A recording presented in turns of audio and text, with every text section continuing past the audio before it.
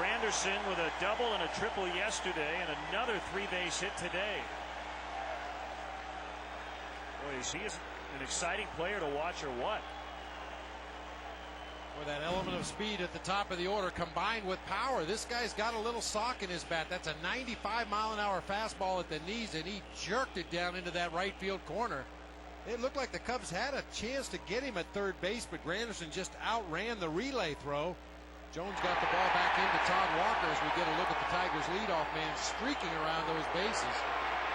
Good sharp cuts at first and at second. No play at third. So it's Polanco batting. And a curveball, he is low and away. Once again, a lot of Detroit fans here in the ballpark. Yesterday, the most visiting fans we've seen here in this ballpark in a long time. And the Cub fans now trying to drown them out. Tigers right now with the best record in the major leagues. 20 over 500.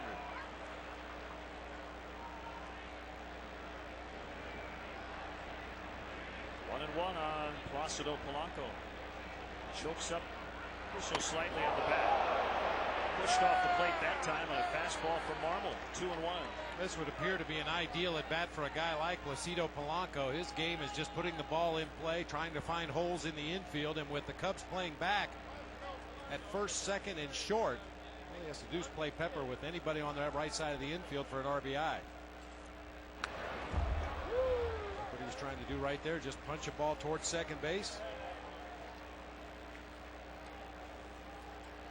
The Tractor Supply Company game conditions, 89 and rising, we would assume. Humidity not a factor, but it's sticky today.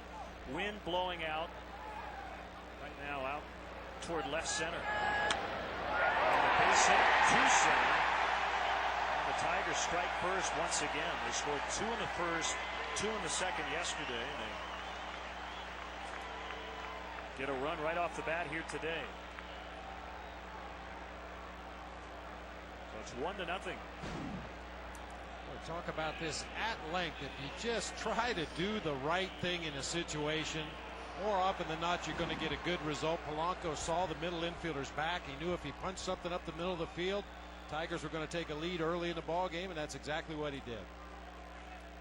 It's not a picture-perfect bubblegum card swing, but it's very effective. Well, Pudge Rodriguez, he had to leave late with some leg cramps. Vance Wilson hit for him late in the ninth and then caught the bottom of the inning, but Pudge back in there today. Cubs a season low 14 under 500, 26 and 40. And right now through 30 at home, just 12 and 18 here at Wrigley.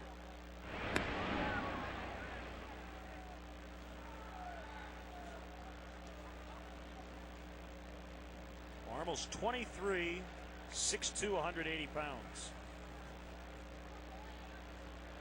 First time he's pitched here at Wrigley Field.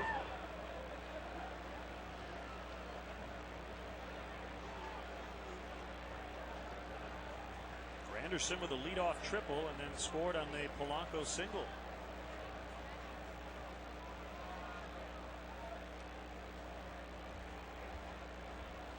Gets a sign from Henry Blanco. Kick and the pitch. High pop fly. It's Pierre coming in and calling. It's the first out today.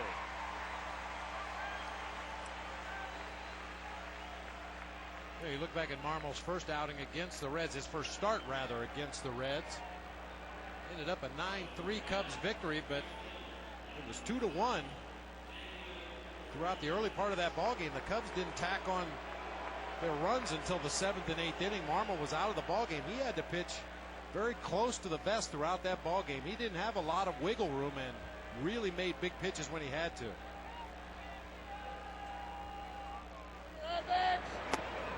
That one missed. At 97 to Maglio Ordonez, 1 for 5 with an RBI. And the opener was caught stealing. Cubs have now been outscored 40-33 in the first inning this year.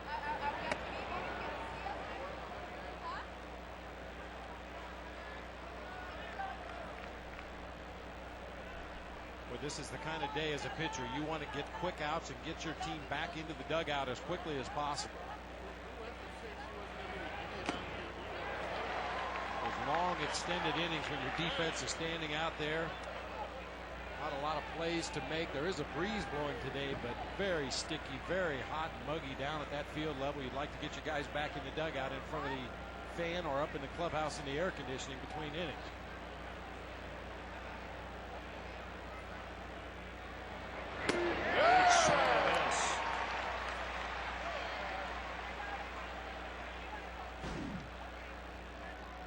Wanted to go away with that pitch, but that's going to be a very effective pitch for him in this game against Maglio Ordonez. You have to work both sides of the plate against Ordonez. Keep him honest. Struck him out. 2 down. 14th strikeout for Marmol in under 11 innings. If you just stay on one side of the plate to Maglio Ordonez, he will make you pay. But if you work that fastball on both sides, keep him guessing as to whether you're going to come in or go away, you'll get some more defensive swings, and that's really all you can hope for against a red-hot hitter. Switch hitting shortstop Carlos Guillen. Had a rough one yesterday. Struck out 3 times. Flied out. Went 0 for 4.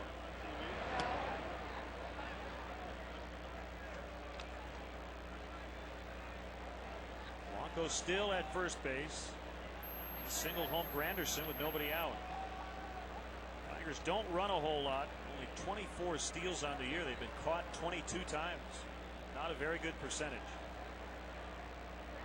That one hit very well by Guillen, and a 2-run homer.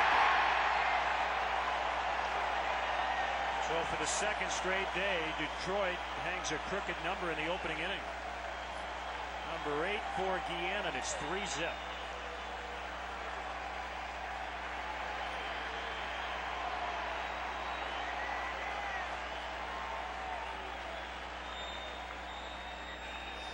Throughout his career, Guillen has been a guy that's either hit in the 2-hole or down lower in the lineup, but hitting in this 5th spot behind Maglio Ordonez, flexing his muscles a little bit here early in the ball game. Wind definitely will aid fly balls today, but that one didn't need a lot of help. So Larry Rothschild out just to maybe help calm down Marmol. And we'd like to welcome Independence cable viewers watching in Independence, Iowa. Saturday afternoon. So an early hole once again for the Cubs.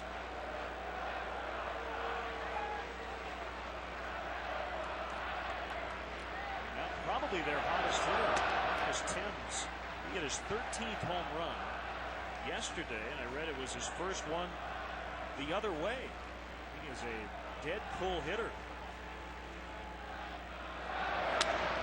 Pulls this ball, splintered his bat, and it's John Mabry to make the catch on the back pedal. A rough first inning for the rookie Marmol.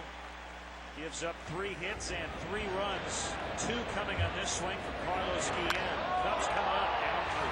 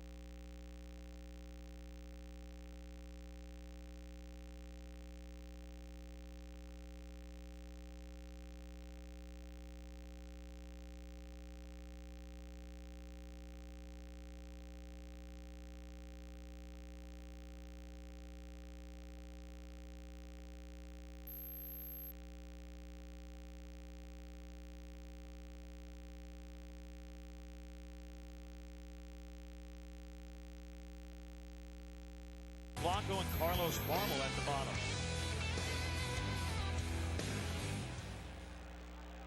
Justin Verlander ready to work.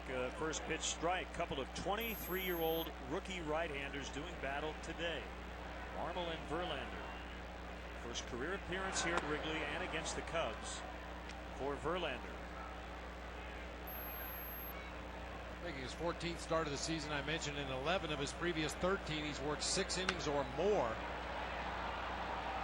This guy is supposed to be the real deal. He's pitched extremely well in the early going this season. Had a stretch when he won 6 out of 7 starts. His last 3, however, 2 no decisions and a loss.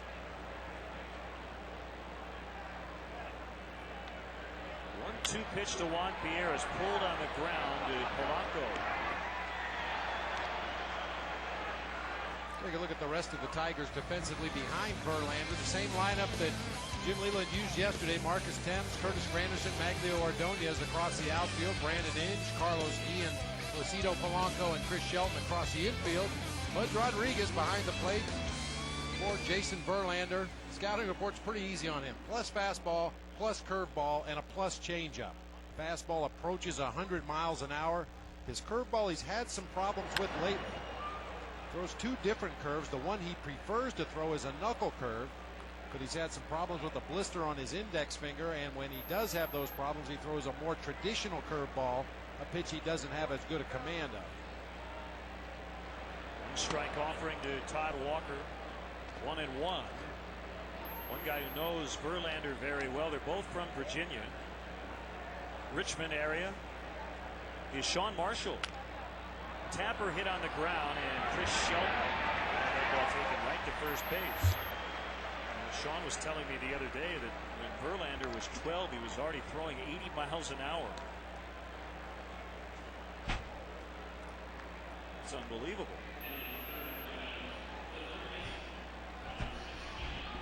So it's Ramirez with 2 down, nobody on.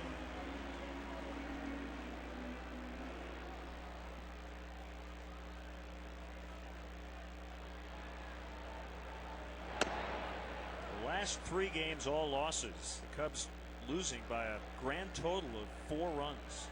Back-to-back 1-run defeats against Houston, and they lost by a pair yesterday. So they have been close, but no cigar, as the phrase goes. Those close losses always seem a lot tougher. Because it's so much easier to look back at the ball game and pick a couple of instances where, had things been differently, the outcome may have been different. And we talk about doing the little things, but the reality is in baseball, those little things are big things. And the team that most consistently executes the little things usually ends up going to the postseason. The big news today, Mark Pryor will start tomorrow. Tigers overall lead the world in earned run average. Granderson hustling, and he won't get it. Base of the wall. Thames will get it back into the infield. It is a stand-up double for Aramis. That's his 15th 2-base hit of the year. 2-out hit, and that'll bring Nevin to the plate. Ball really accelerated on Granderson. Looked like a 2-seam fastball on the outer part of the plate and down. Rami likes that ball down around the knees or even lower. Golfs it out there in the gap in left center field. Granderson started straight across into the left center field gap and then had to retreat quickly as that ball just shot over his head. So it gives Nevin an RBI opportunity. He went 0 for 2 yesterday with 2 walks. And he has already faced Verlander this year when he was with Texas. And Phil is 1 for 3 against the rookie.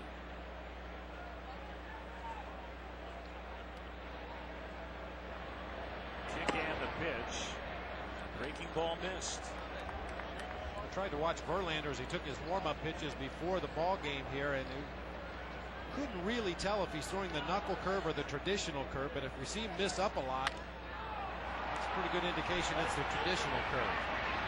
Granderson under this one, and that's it for the Cubs in the first inning. They get a 2-out double but fail to score. It's 3-0 Detroit after 1.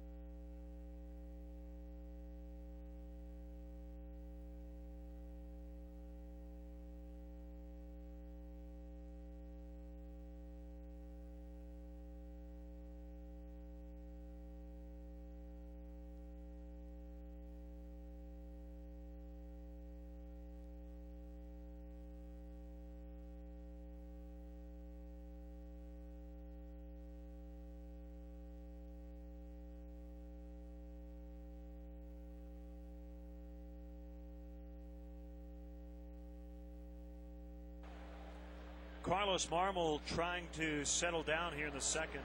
Gave up 3 in the first, including a 2-run homer. He faces the bottom of the Tiger order: Shelton, Inge, and Verlander. And in the case of Justin Verlander, it'll be his first major league at bat.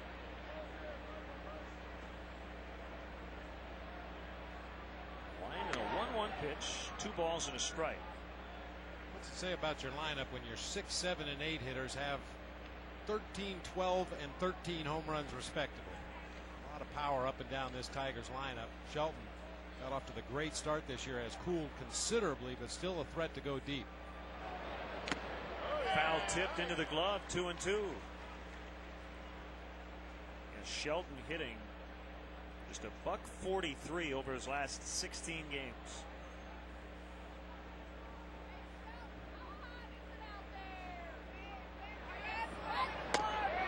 And awkward swing, that's a strikeout.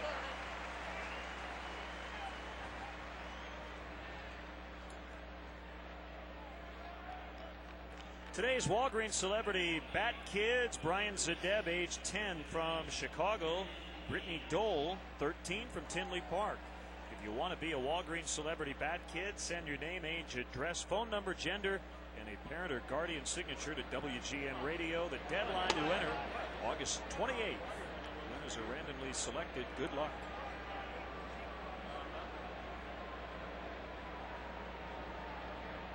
One and nothing on the third baseman, Brandon Inge.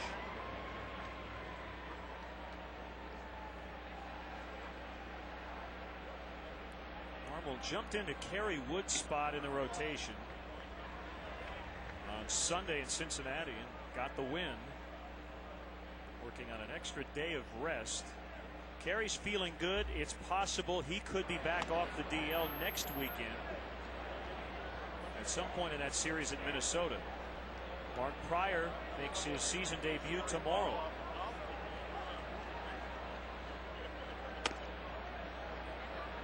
And Mark threw 90 pitches in his last minor league rehab outing. So when you look at a pitch count, probably be in that 90 to 95 range. Excellent career numbers going into the season. 4 minor league outings thus far in 06. Talked to Mark before the game. He's excited about being back. That is a fair ball, just snuck it inside the line, and Brandon Inge has a double. Tigers with a single, double, triple, and a home run already, and they hit for the cycle in the first 2 innings yesterday as well. Inge gets well out in front of this breaking ball, hits it right off the very end of the bat, just past Aramis Ramirez, just inside the third base line. We'll see if Jim Leyland has his young pitcher put down a bunt right here. Leyland doesn't like to give up outs rather. He did early in his managerial career in Pittsburgh. No sign of a bunt there from Verlander. First big league at bat.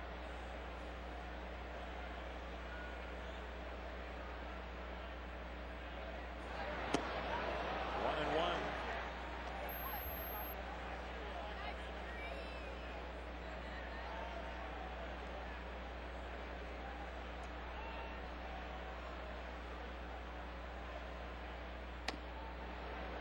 Outside, Jim Leyland was a scout with the Cardinals for a while, and eventually got that fire back to be a manager again. Fly ball to right. Jock Jones shading his eyes, making the catch, and Verlander gets the job done. His first big league at bat, and he flies to right, pushing that runner to third with 2 outs. At least he made contact.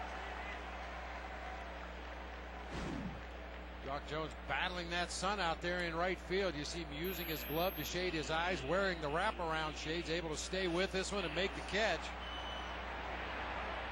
Deep enough for Brandon Inge to go back at second base and tag and move on up to third.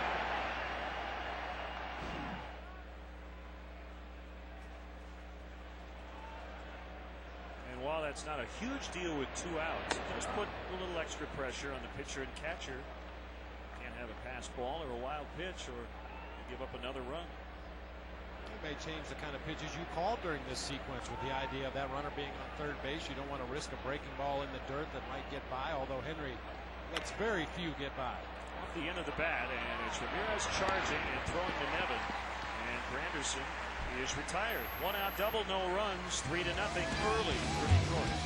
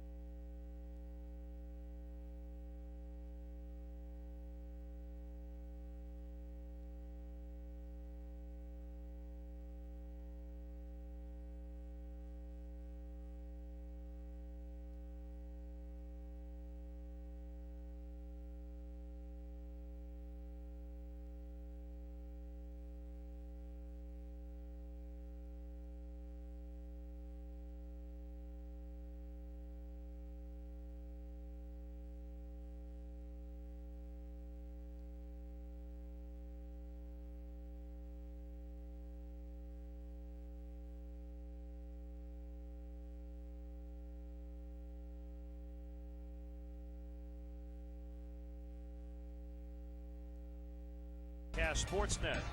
Coming up tonight at 6:30, Washington guard Brandon Roy work out at the Berto Center, and U.S.-Italy highlights as well. Josh and William will have Land Rover Sports Night tonight at 6:30, only on Comcast Sportsnet. Jock Jones hits a first pitch way foul. One strike as we start the bottom of the second inning. 3-0. The Tigers got their runs in the first inning. Thing that was very apparent in the bottom of the first inning is Verlander has a lot of energy on the mound. He gets the ball, wants to throw it. Even his delivery is pretty quick. A little herky-jerky, gives you some deception in that delivery. Hit hard and pulled into right for a base hit. Second hit for the Cubs.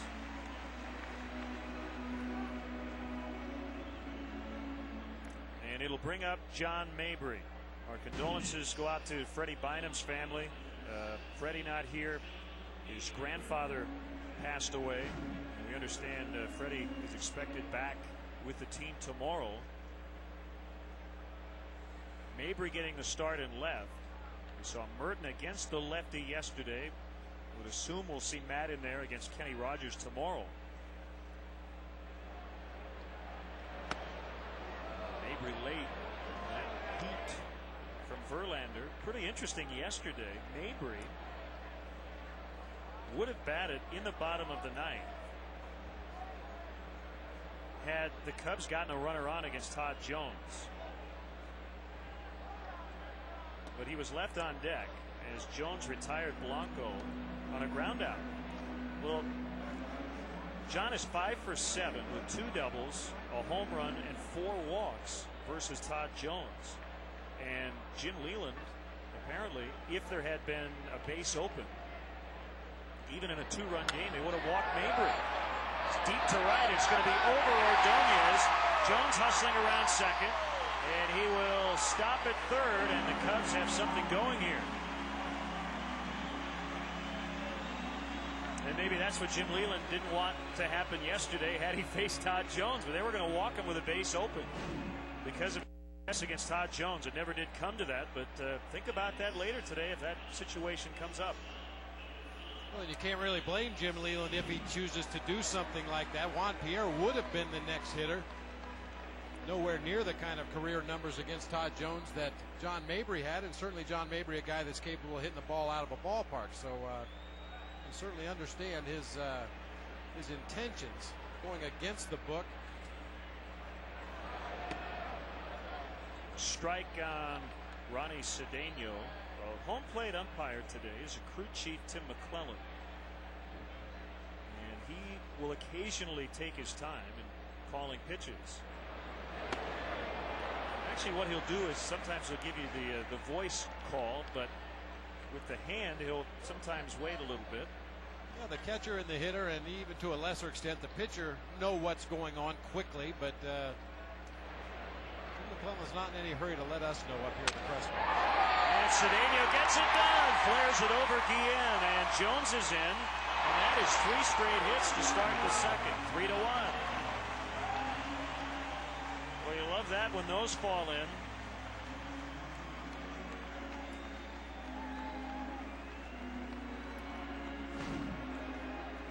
Broken bat floater up the middle. Tomahawk swing, just try to get down on top of that ball. Breaks Ronnie's bat just over Carlos Guillen into shallow center. Mabry had to hold up initially at second base. That little floater, he wasn't sure if Guillen could get back and make a play or not. So he has to hold initially and can only make it as far as third base.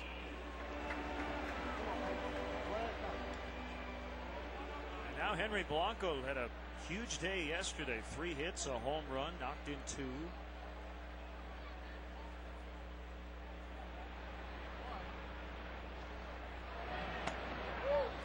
That pitch inside off the plate. Cubs catchers have had a huge month of June.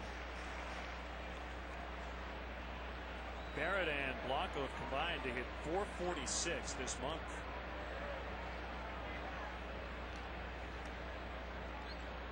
Michael tweaked his back 2 days ago. Did not play yesterday. Had his suspension appeal heard before the ball game. Nice play by Shelton. Ball was bounced over there by Verlander. Not sure if that's Verlander's normal move to first base or if he lost his footing out there on the mound. That was very nearly a balk.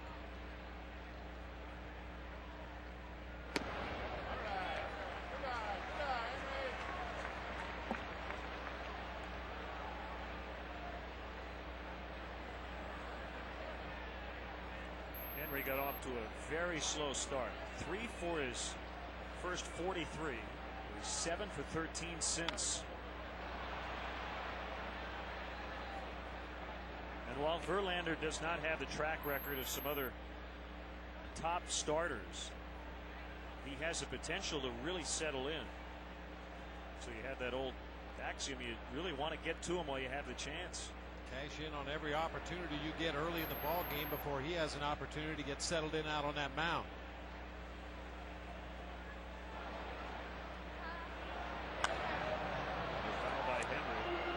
See him working a lot across the top of the strike zone, maybe even above the strike zone. When he gets ahead in the count, he'll do one of 2 things: either bounce that curveball in the dirt if he feels comfortable with it, or he'll elevate that fastball up above the top of the strike zone. It appears he doesn't have a real good feel for that curveball through the early going, so Cubs hitters are probably going to see a lot of high fastballs, especially in 2-strike counts. Henry hammers this one left field, and it's just foul. And Chris Spire obviously thought it was fair. He ran over to the third base umpire, Bill Welke, to voice his displeasure, and here comes Dusty.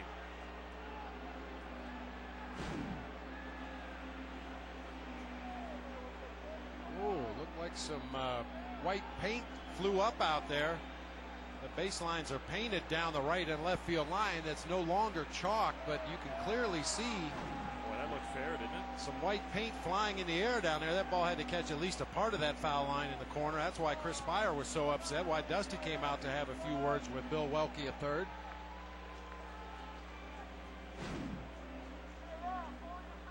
You can see that area is in the shadows down there in the corner, not making excuses for the third base umpire, because certainly you have to believe he sees that white paint flying up in the air, but it does go from the bright sunlight into the shadows down into that corner. Maybe he just didn't get a good look at it. Jim Leland came out to chat with Verlander.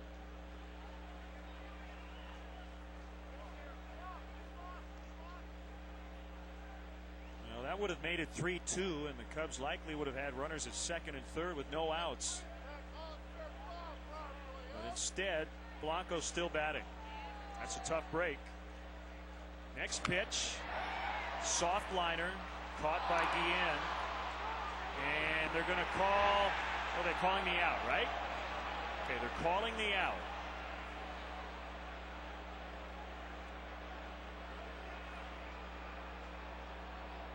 Actually, a smart move by Carlos Guillen. If you can get away with it, that little floating line drive to shortstop. He moves in, realizes that Henry Blanco is not running hard out of the box, and just kind of lets the ball drop on the ground right in front. Second base umpire Fielden Culbreth right on top of it, immediately making the proper call. The batter Henry Blanco is out on the line drive, and Ronnie Cedeno stays at first base. Yeah, it's not a bad move. So one out, and it's Marmol,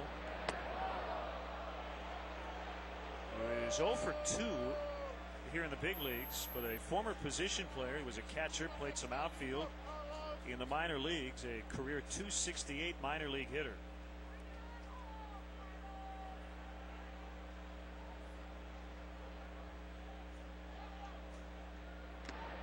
Big swing and a miss.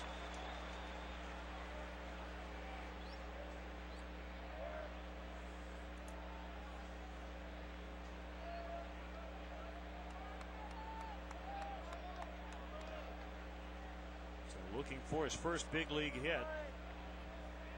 Cubs want him to stay out of the double play. First and third, one out. Next pitch, a huge hack.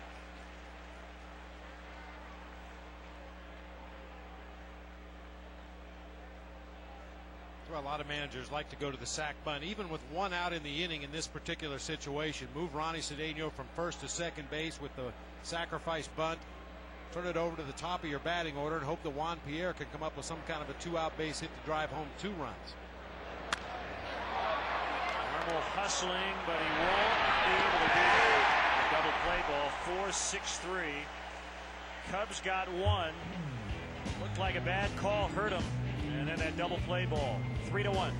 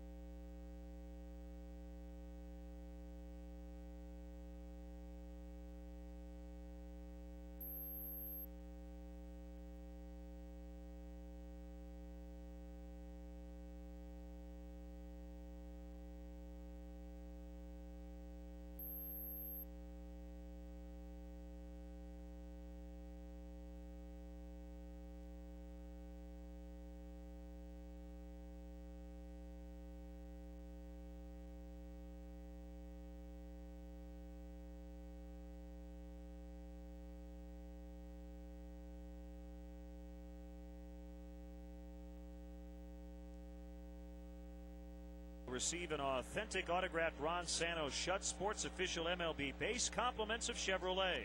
Fans are encouraged to hold on to their cards for second chance drawings throughout the game. For complete rules, visit Cubs.com. Great to see Lissa Chrisman, her wife, her husband Jim, and their daughter Tessa. Lissa with Comcast Sportsnet, and it's Tessa's first Cub game. So Jim, Lissa, and Tessa out here today. Tessa just woke up from a nap. We got a shot of her last half inning. She was resting comfortably, but the heat and humidity got even to Tessa today.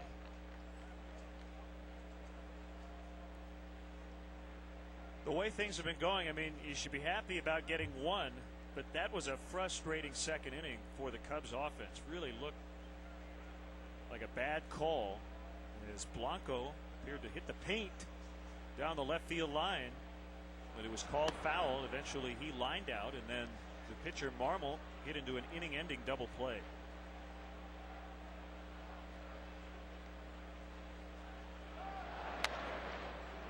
Past Ramirez. Polanco with his 4th hit in the series. And it'll be a double.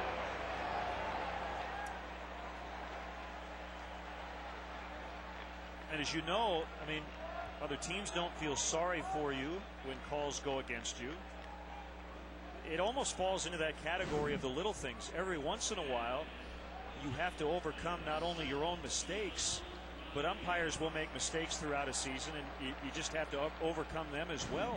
We had a call the other day where a throw went to second. Our replay indicated that Cedeno had his foot on the bag, but the runner was called safe.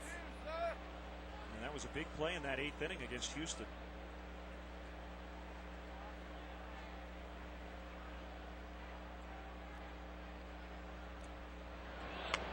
Bunted by Rodriguez. Barehanded by Ramirez on a beautiful play to throw out Pudge. It was a good job by Rodriguez just to get a bat on that pitch. And then the barehanded play by Ramirez. Let's go back a couple of days. You see the throw pulling Cedeno off second, but he still had his toe on the bag. But the runner was called safe, and later in that inning, Brad Ausmus would win it with a 2-run single. But those are the breaks.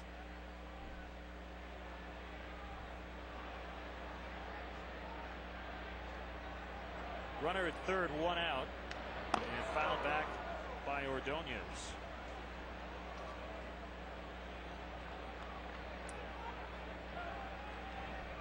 You're right about playing your way through adversity sometimes. Sometimes it's injuries to players on your roster. Sometimes it's bad breaks. Sometimes it's bad umpiring. Good teams find a way to play through. That's a heck of a label to get hung not only on an individual player, but on a he can't overcome mistakes. And there's a lot of pitchers in baseball who have that reputation. If you make an error behind them or an umpire misses a call behind them, it's going to be tough to stop the bleeding. The other team's going to end up putting a crooked number on the board before you know what happened. Other pitchers seem to have that ability to get into trouble and find ways to get out of trouble without damage. Infield in. Walker back just a little bit at second compared to the rest of his infield mates. And a bouncer up the middle, base hit. Ordonez knocks home Polanco, who has scored twice. 4-1.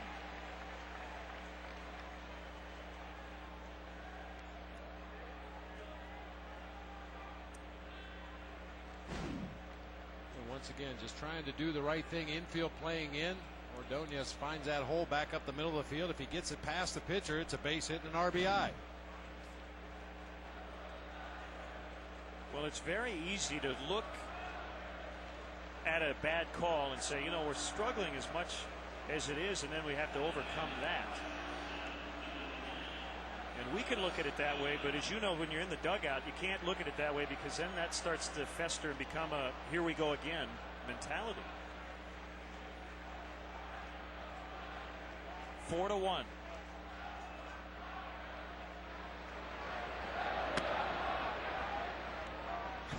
I vividly remember early in my career we were going through a stretch with the Giants where I think we got shut out twice in a week and scored 1 run in a couple of other games, and had lost our 5th game in a week, and Frank Robinson called a team meeting, and we fully expected him to air out the offense for our inefficiencies in scoring runs. Instead, he got on the pitchers. He said, you know we're struggling. You know we're not scoring runs. You can't afford to give up any. Go throw a shutout once in a while, will you? Kind of turned the tables a little bit. And when you are struggling offensively and runs are hard to come by, try anything you can to snap out of a slump, a team slump.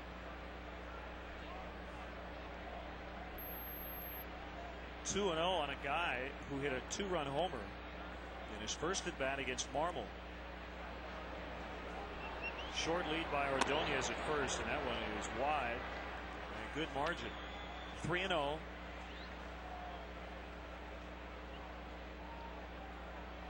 Thames on deck.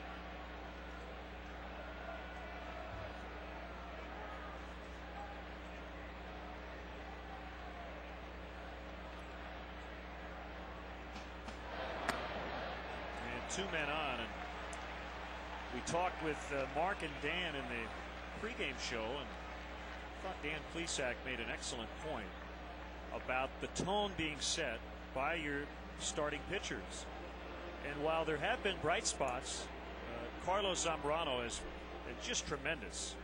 After a slow start to the year, he's been one of the best starters in the game. He has a 282 earned run average.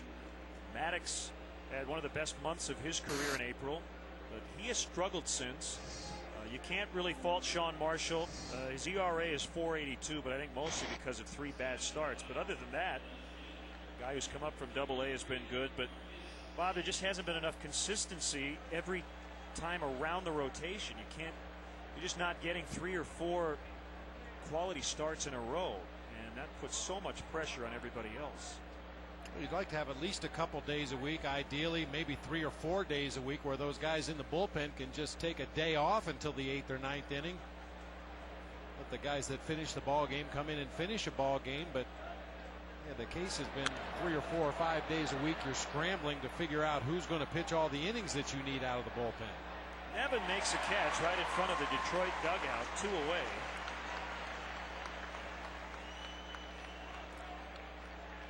And you would also like to be able to win a game 2-1 every once in a while. The offense has struggled big time without Derek Lee. But every once in a while, you want to have a stretch where even if you're not scoring, you still can win. That circle just keeps going around and around and around. And the only way to win if you're not scoring a lot of runs is to execute the fundamentals perfectly. You can't afford to make mental mistakes. You can't afford to make defensive mistakes. And unfortunately, it's been feeding upon itself. Poor pitching begets poor defense. Fly ball to center field, and Juan Pierre will retire Chris Shelton. Juan Pierre will lead off the bottom of the 3rd inning as Detroit gets 1, and the Cubs trail once again by 3.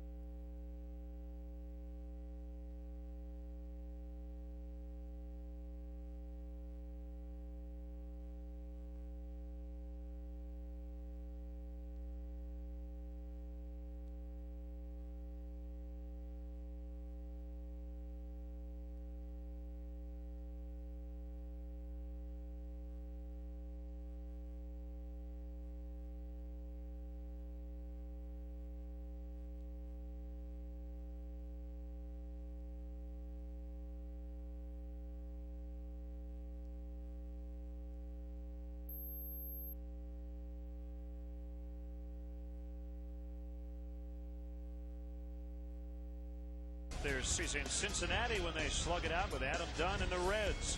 Coverage begins with Feldco White Sox pregame live. White Sox Reds tomorrow morning at 11:30 right here on Comcast Sportsnet. Here at Wrigley tomorrow, Mark Pryor will make his season debut against Kenny Rogers. How about that matchup? Rogers seeking his 200th win. Polanco can't stop it. Pierre with his first hit today. First hit of the series, in fact. Leadoff single here in the third.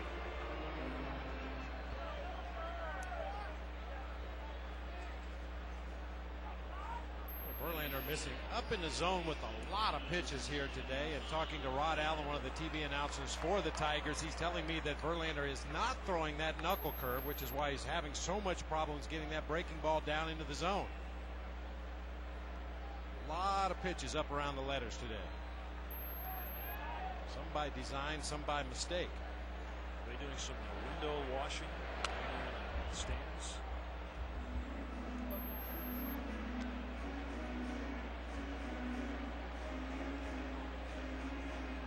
I was walking out after the game, and there was a guy just walking around spraying people, and nobody was upset. They were saying, "Oh, thank you." It's that kind of day. A lot of the fans waited until the last instant to come into Wrigley Field today, probably in some of the air-conditioned establishments in the neighborhood, but filled up quickly once they played the anthem. They were only in there for the air conditioning. Yeah, that's it.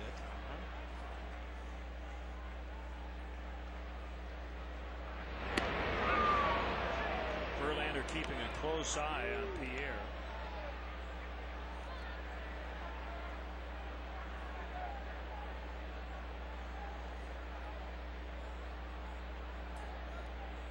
Pierre already with 24 stolen bases.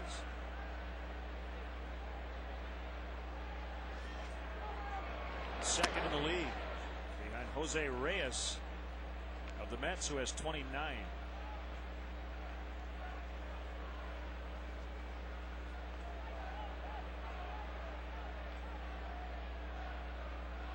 So he certainly could win another stolen base crown here in 06. Pitch to Walker, swing and a miss. Another elevated fastball right up around that Cubs logo, chest high. If you've got a good four-seam fastball in the mid to upper 90s, why not pound the top of that strike zone? Not too many hitters are going to get on top of that pitch and drive it with any authority.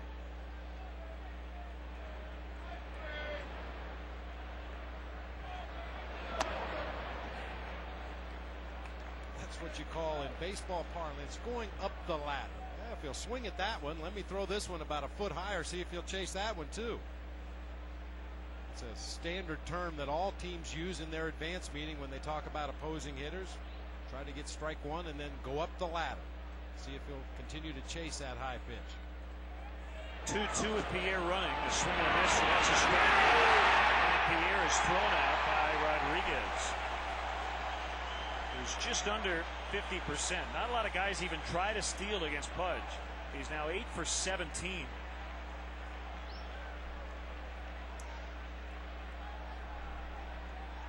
Rodriguez obviously with a strong arm, but tremendously quick feet. He gets himself into position to throw that ball, and just a rocket to the bag. Nowhere for Juan Pierre even to slide. Tries to put that left arm out there, then pull it out of the way, but he can't get it back on the bag in time. Guillen has the glove right there waiting for him. Pudge probably won't lead the American League in caught stealings because he won't have enough chances. Sometimes that's like outfield assists. The guys with the best arms sometimes don't lead because teams don't run on them. Ramirez is 2 for 2. The Cubs are getting their base hits. They have 6 already.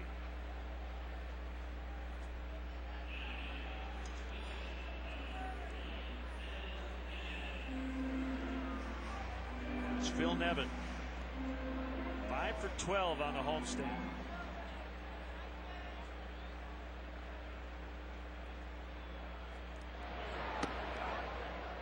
Breaking ball strike.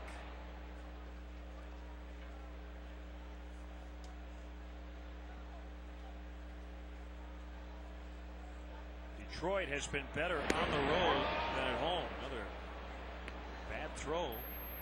Pickoff attempt, but Shelton went off the bag a bit.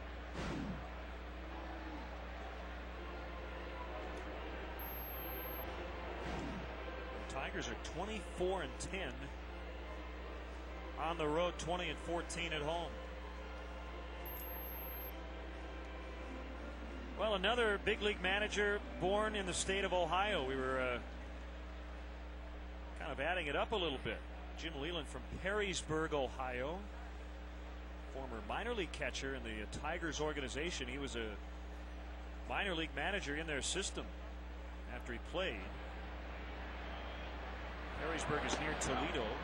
You're from Ohio. Walter Alston, Jim Tracy. Got that Ohio connection.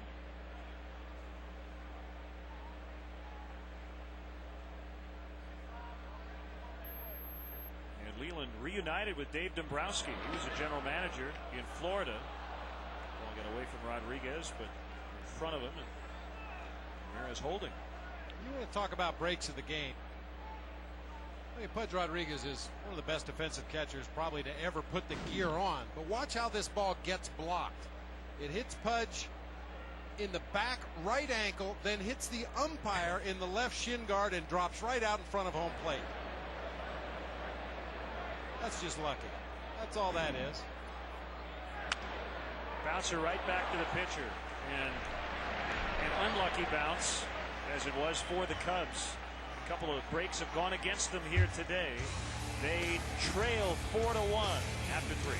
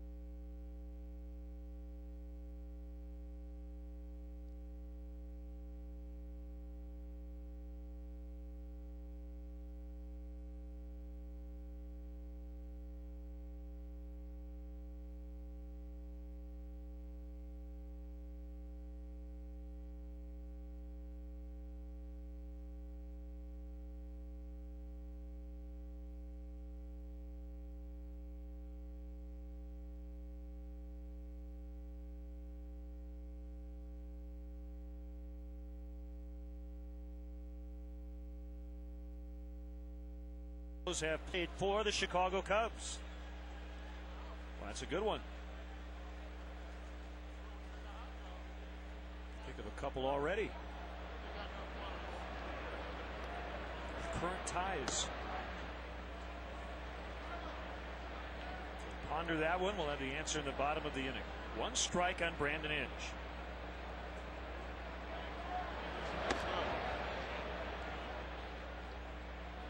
Fourth career appearance, second start for Carlos Marmol.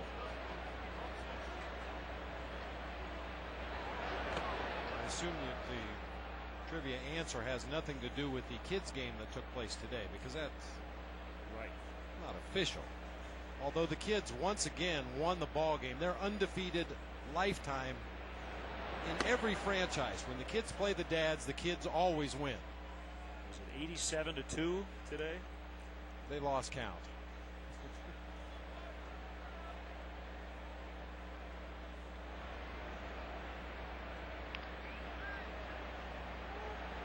Three-one pitch. Now it's 3-2. I'm going to chat during the game with the Cubs closer Ryan Dempster coming up in the 5th inning. Former Cub Andy Pafko will be along to sing our 7th inning stretch and to chat about the 1945 World Series. Verlander will try to move the runner up after the leadoff walk. He flied to right in his first major league at bat.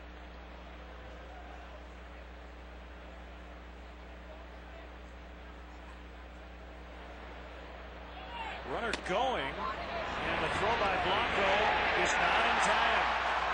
Brandon Inge steals second base. Verlander pulled the bat back, so now if he can lay one down, he can get that runner to third. That was a surprise. Well, that's what Jim Leland does. You mentioned it earlier. The Tigers don't run a lot, but they pick the most unlikeliest of times to do it, which catches a lot of teams by surprise with the people they choose to run on the bases.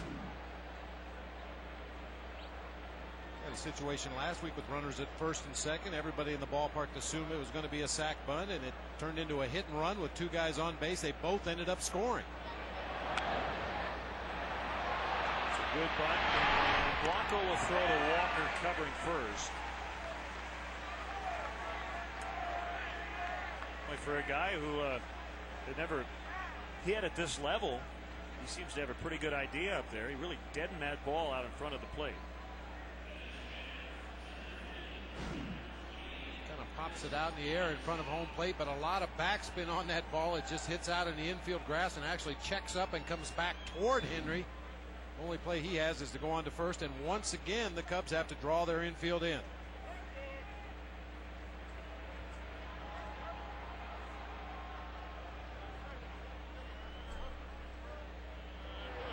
Fastball is outside on Granderson.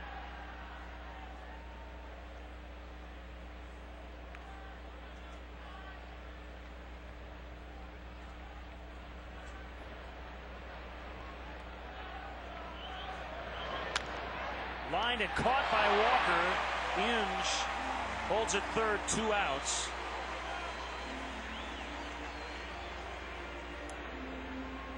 For a big second out. And now it'll be Polanco who has 2 hits. You see how close Todd Walker was playing to first base right there, positioning himself almost in where the gap would normally be between the first baseman and the second baseman. Apparently the charts for Granderson show that he pulls the ball hard to the right side. Todd Walker would normally shade him a step or 2 toward the hole from his regular position, but when you come in and play the infield in, you have to cheat over even a couple more steps. Cedeno, the diving stop. The throw to first. Hey, got him! Saved a run. Hopefully it'll be a big run save. 4-1.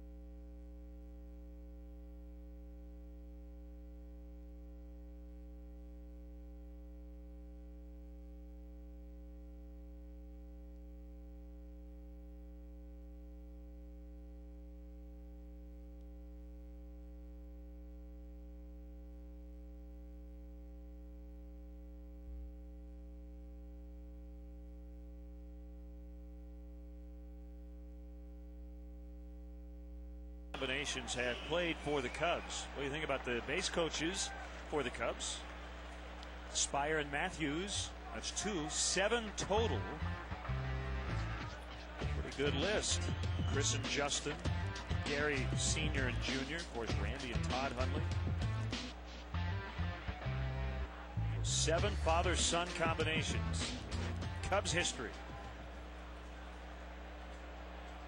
Speaking of former Cubs, Tom Goodwin out at the ballpark today. He is retired and living in Dallas, Texas. After a 14-year major league career, his last big league time was in 2004 with the Cubs.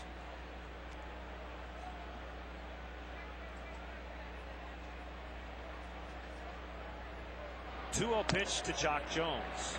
Upstairs 3-0. We have not seen a sharp Justin Verlander today. Cubs with only 1 run in the first 3 innings, but 6 hits. There's ball 4. Now the ultimate play of the game. What a dandy this was. Oh, saved a run for sure. Ronnie Cedeno going way up the middle, fully extended as he got that ball in the very end of his glove. Strong throw across to get Polanco at first base. Outstanding play by the young shortstop.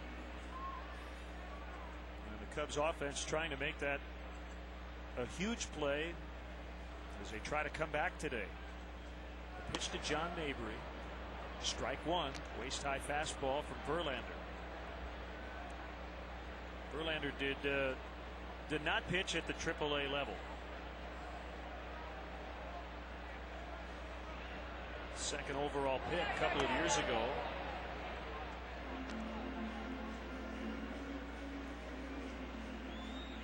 Verlander was the American League Rookie of the Month for May. 4-1 with a 173, but to start June 0-1 with a 635 in 3 starts. John Mabry in the hole at 1-2. The last Rookie of the Year for the Tigers, Lou Whitaker in 1978. 2 years before that, a guy named Mark the Bird Fidrich took the American League by storm. Jim Leyland actually managed Fidrich in the minors in the Tigers organization. Did you ever run into the Bird in your career? I got to know him a little bit. Played in some charity golf tournaments together, went to some banquets together. He is quite the character still to this day. He enjoys life.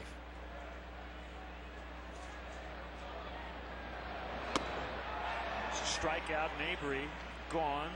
Second strikeout for Verlander. Let's see here. I hate to keep beating a dead horse, but another pitch, belt high or higher from Verlander. Just consistently pounding the upper regions of that strike zone. In 1976, Fidrich went 19-9 with a 2.34 earned run average. 29 starts, 24 complete games, 4 shutouts. And then the rest of his career, he would win a grand total of 10.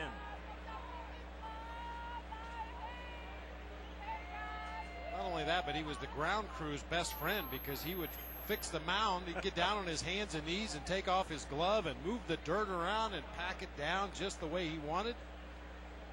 Popped up. Short center. It is Granderson to make the grab. The leadoff walk. 2 men have been retired, and it'll be Blanco who lined out to short in the second inning.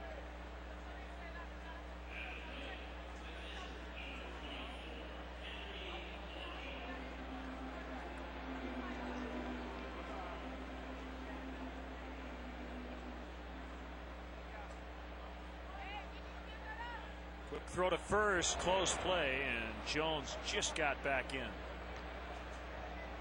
I think he's feeling too good right now. Really jammed his way back into first.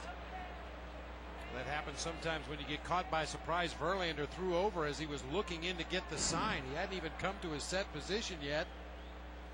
Kind of caught Jock between strides out there and jams that left foot back into the bag. Almost rolls over on his ankle. Looks like he's okay though.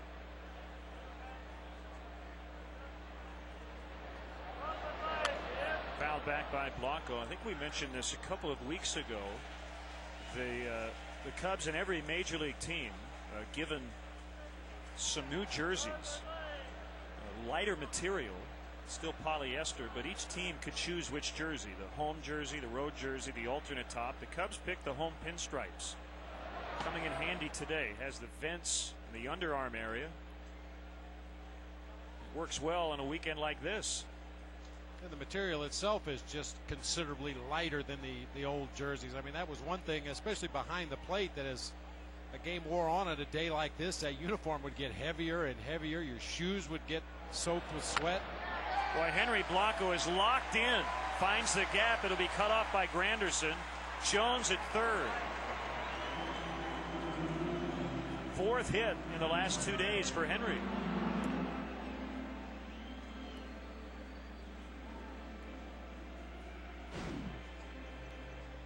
What a difference it makes to get some consistent at-bats. Henry Blanco really seeing the ball well. One guy in this lineup that has been able to get up on top of that high fastball. Another trip to the mound. Jim Leland. Well, he's unique, isn't he? It's his second time he's gone to the mound. But he's not coming out to take Verlander out. Well, his track record certainly speaks for itself. Hey, Cub fans, do you want to hit the links with your favorite Cub broadcasters? Visit ComcastSportsNet.com. That's ComcastSportsNet.com, and look for Swinging Away with Len and Bob. Enter to win a chance to play 18 holes of golf with us at the beautiful Glen Club, courtesy of the Chicago District Golf Association. Jim Leland does not officially have a bench coach, and I guess in both cases today, he didn't want to tell his pitching coach, Chuck Hernandez, to tell something to Verlander. He just figured, I'll do it myself. How many times did you go out and not take out your pitcher? Well, there was just a handful of times over 3.5 years, and normally it was when there was a specific situation and you knew exactly what you wanted the pitcher or the defense more often than anything else, and just wanted to make sure that they were all on the same page and hear it from my mouth rather than an intermediary. Which makes me think when Jim Leland made that trip to the mound, it probably wasn't necessarily to get on Verlander or suggest something to him.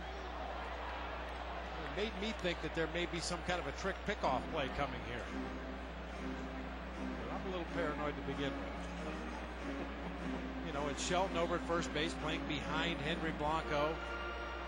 Might set up for one of those fake to third throws to first with Shelton sneaking behind Blanco at first base. Not sure if Verlander has a good fake to third throw to first move, but on the ground, and it's Shelton in front of it, and retiring Marmol. 2 base runners, no runs. It is Detroit 4, Cubs 1.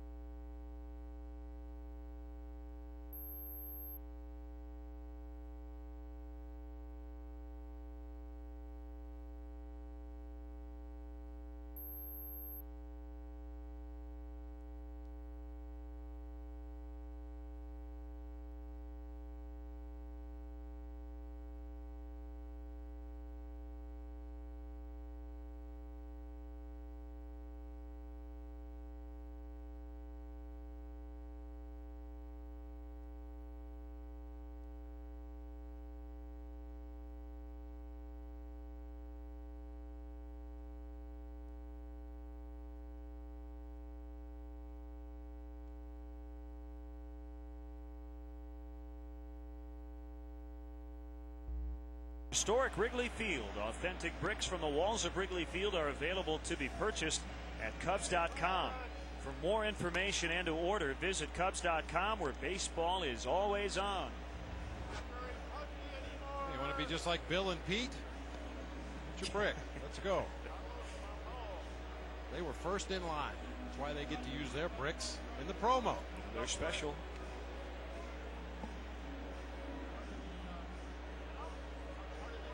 Well, a hot day today. Nice weather all weekend. Wind blowing out once again. Another huge crowd here at the friendly confines. Mark Stencil down in our truck wanted us to congratulate his son's 10-year-old baseball team, Ira's Hot Dogs, the sponsor, winning 8-0 to advance to the Northbrook World Series. Way to go, Hot Dogs. All right.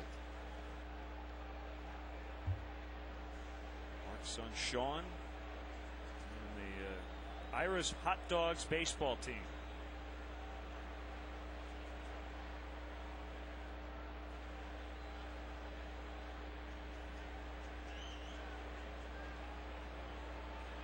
So, fifth inning.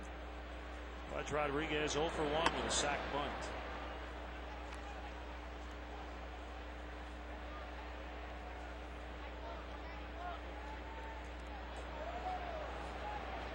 His next pitch. Loaded into right and carrying, still going. Jones with a catch right near the well. I think he hit that one as well as he did.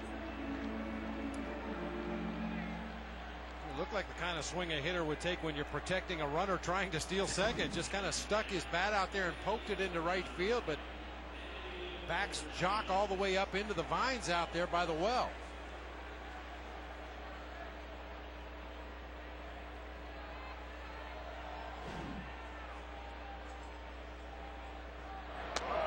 Over the head on a breaker to Ordonez. I want to say hi to George Bailey in Bloomington, Illinois, lifelong Cub fan, a former umpire. He never misses Cubs baseball. Hit hard and a nice play by Walker from one knee, bounces a throw. Nevin with a nice play at the other end. We've seen some very solid defense over the last couple of innings in particular. Ball hit hard back up the middle of the field. Walker gets to it in good shape. His throw from a knee is a bad hop over there to Phil Nevin, but fortunately a long enough hop that he's able to stay with it and get the out at first base. First basemen don't mind that one that hits about 8 or 10 feet out in front. They can react to that hop. It's the one that hits right close to their ankles they have trouble with.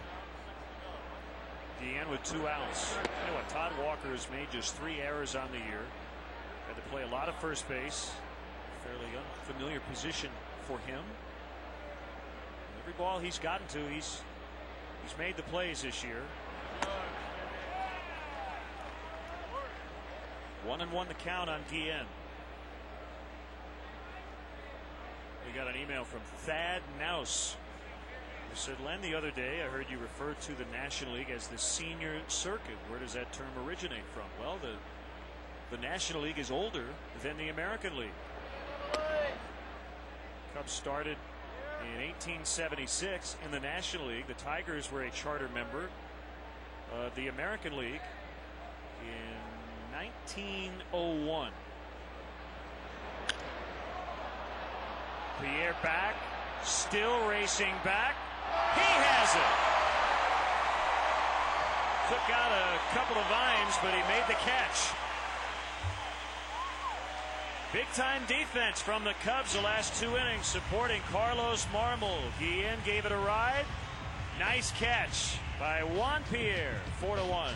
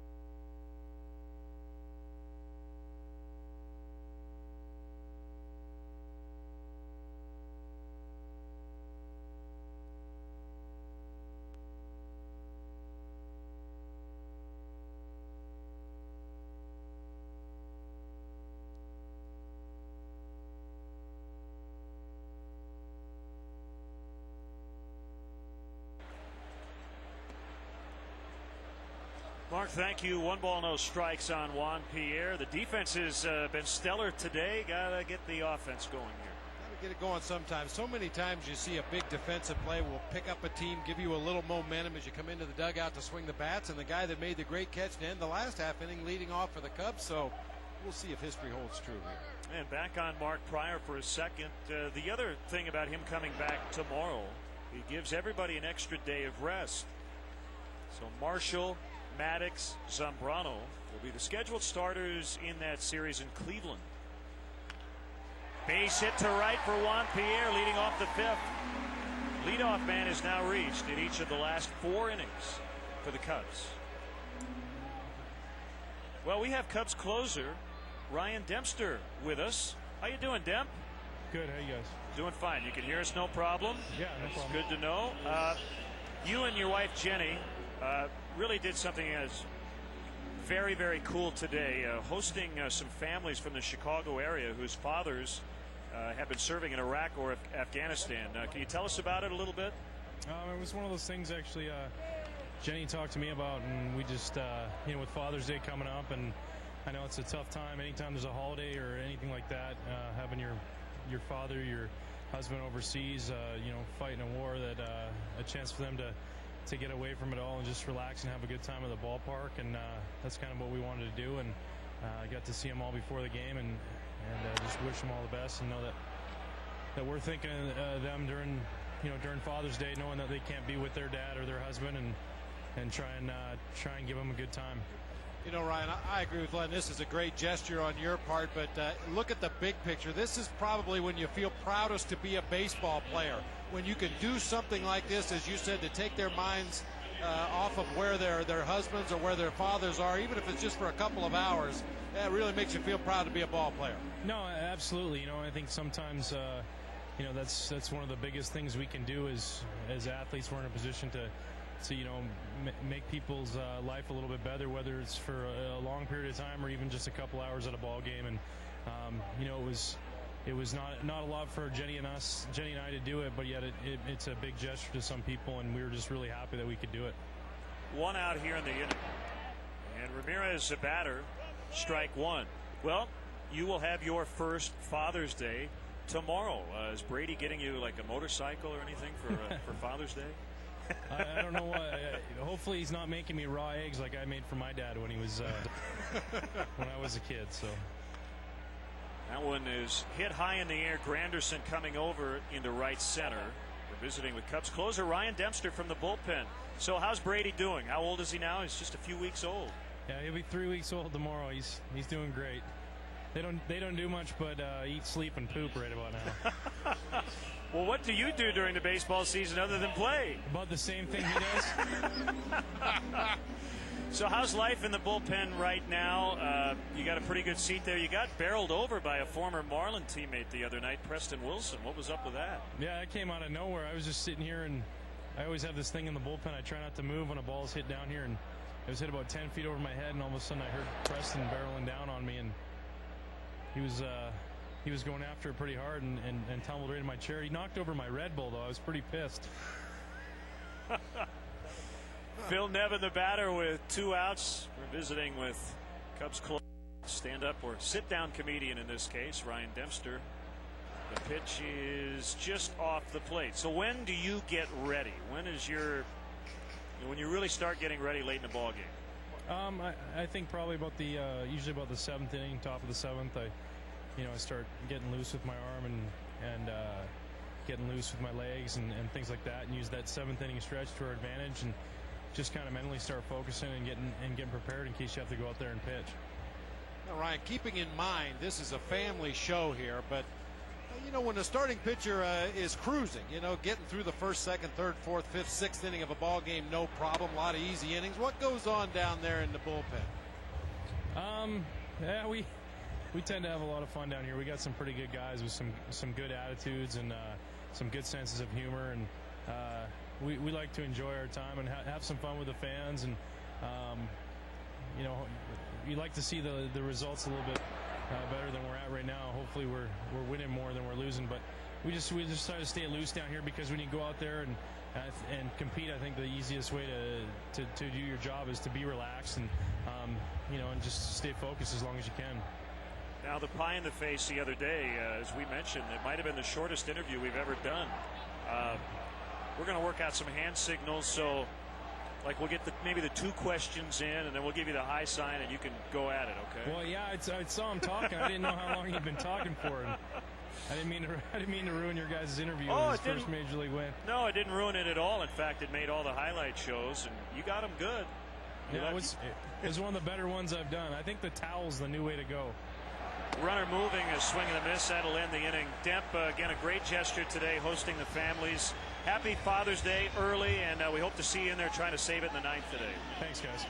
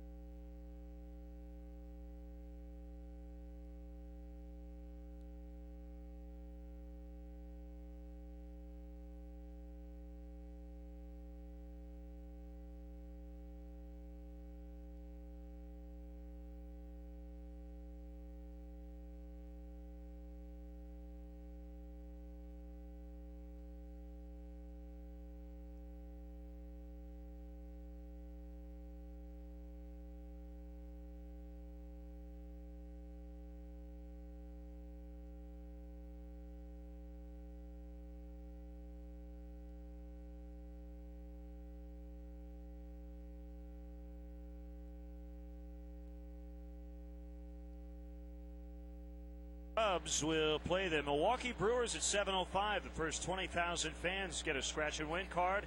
100 random winners will receive an authentic autographed Mitchell and Ness Cooperstown Authentic Collection 1971 Ken Holtzman road jersey, compliments of Comcast Sportsnet.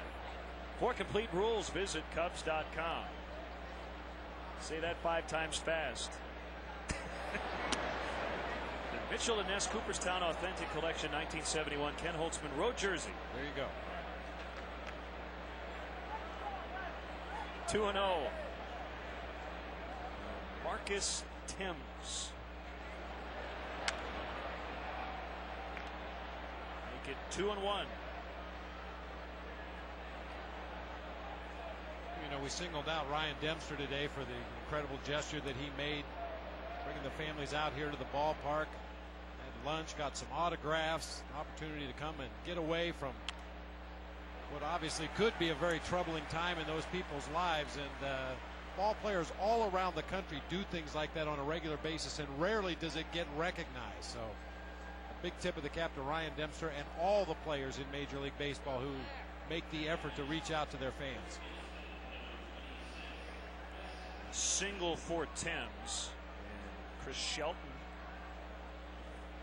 is now at the plate. Along those lines, wanted to give a quick plug for the celebrity bowling tournament hosted by Carrie and Sarah Wood coming up in August. So you try to fight childhood cancer. It's the 3rd annual Carrie Wood Strike Zone Celebrity Bowling Tournament to help strike out cancer, benefiting Children's Memorial Hospital. Go to CarrieWoodStrikeZone.com. Online auction. Check out online.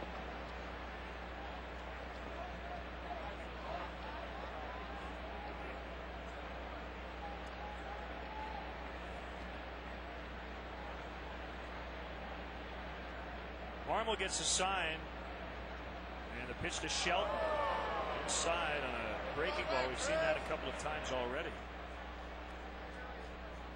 Now, are you a bowler? I have bowled. I'm not very good at it, but I enjoy it. There are a few guys who have bowled throughout the years who've been pretty good. I think Bob Apodaca was a terrific bowler. John Burkett, a former Yes. teammate of mine, pitched with the San Francisco Giants and others in his career, was a great bowler. He, I think he toyed with some tournaments, some professional tournaments, had some 300 games. We used to always tease him because we'd go to St. Louis, and the first thing he would do was go to the Bowling Hall of Fame right across the street from Old Busch Stadium.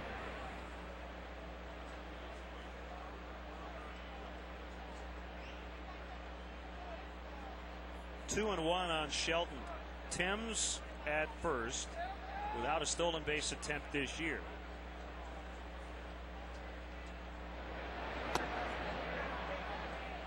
Check down to first, and Marty Foster said no swing. Not much secret what the Cubs are trying to do with Chris Shelton. Throw him a lot of soft stuff away out of the strike zone. When you do come in with the fastball, make sure you get it in off the plate. Loves to extend those arms. Think back to that early part of the season. We had 9 home runs in the first couple weeks. Seemed like every pitch was up, out over the plate, held high where he could extend his arms and use his power. Team's starting to pound him in, crowd him in off the plate inside, not let him get those arms extended.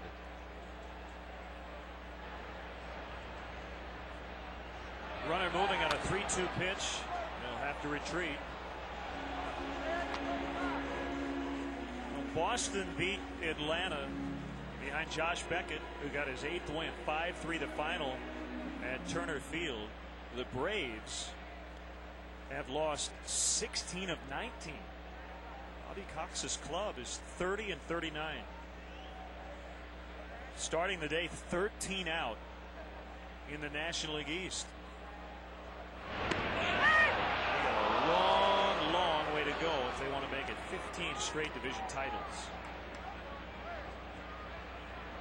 I think this is an instance where everybody in the division improved themselves considerably, and the Braves, that's not over yet, long way to go, but they chose to go with the youngsters and hope they continue to blossom. Swing and a miss, and he got him. Strike him out, throw him out. One for each team today.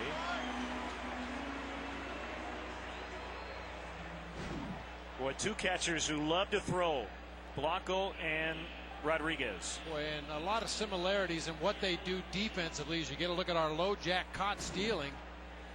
That time a strike him out, throw him out, double play. Both guys get their upper body turned before the ball even gets into the hitting area. They start to get themselves into a good throwing position before they even receive the pitch. That way there's very little time wasted making the exchange from the glove to the throwing hand and then getting rid of that ball to second base.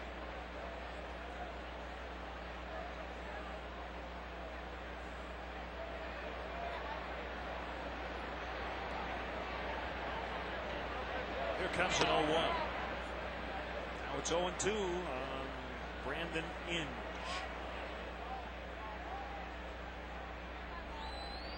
Three punch outs for Marmol.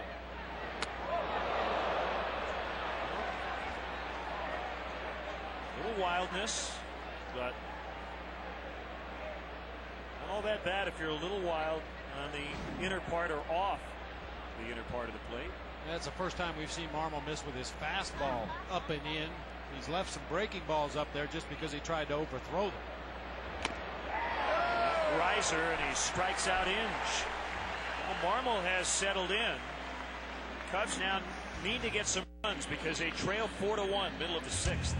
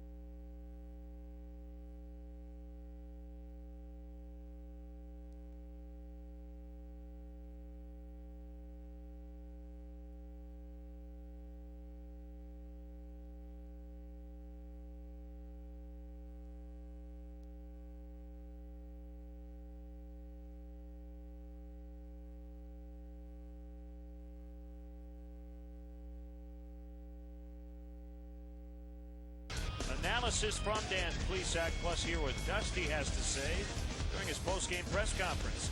Don't miss BMW Cubs post-game live immediately following this one right here on Comcast Sportsnet. Great to have you along with us today. Bottom six, Jock Jones against Justin Verlander.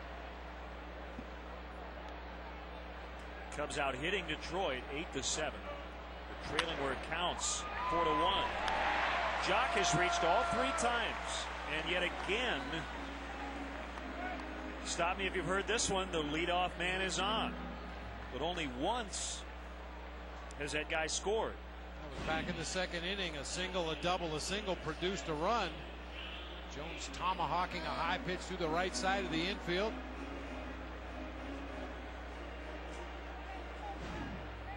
It's going to get some activity in the Cubs bullpen in the event we get down to that pitcher spot with an opportunity to push some runs across. This already ties the season high. 9 hits allowed by Verlander as David Artsma ties his shoe.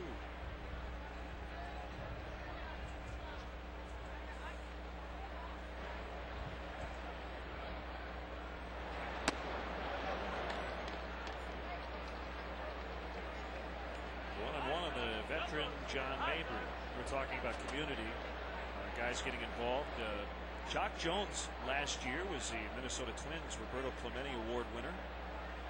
Supported the Boys and Girls Clubs of the Twin Cities, among other things. That's a great award. John Smoltz. Every team has a winner and a representative, and then they pick one overall winner. John Smoltz won it last year. That's an award that you gladly accept. You're very proud of it. It's for all the great things players do in their communities.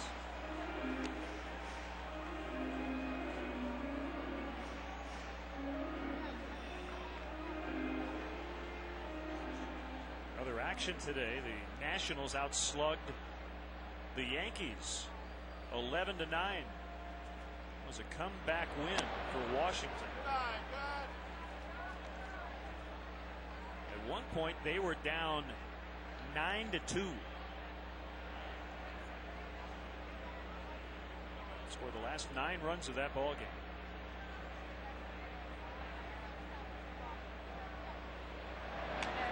Mabry just gets a piece.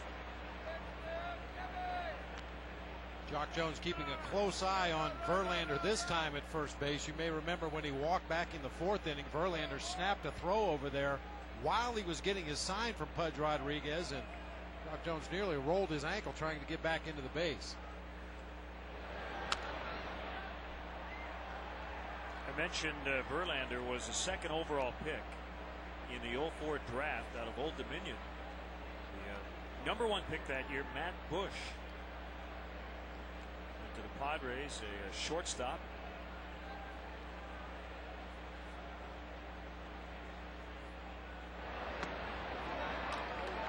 Below the zone. Good eye, 3-2. You send Jones here, down 3. You've got a guy with a cannon behind the plate. Well, you're also at the bottom of the batting order, although you could hit for that pitcher spot. I think you got to send him. Not running, and he'll walk to second. Single and a free pass. When you're behind in a ball game, you're not supposed to run into outs on bases, but when your offense is struggling as badly as the Cubs offense has been struggling, I think sometimes you have to force the issue a little bit, put some pressure on that opposing team. Ron Colon, bullpen coach, former Cub Lloyd McClendon, the left-hander Will Ledesma.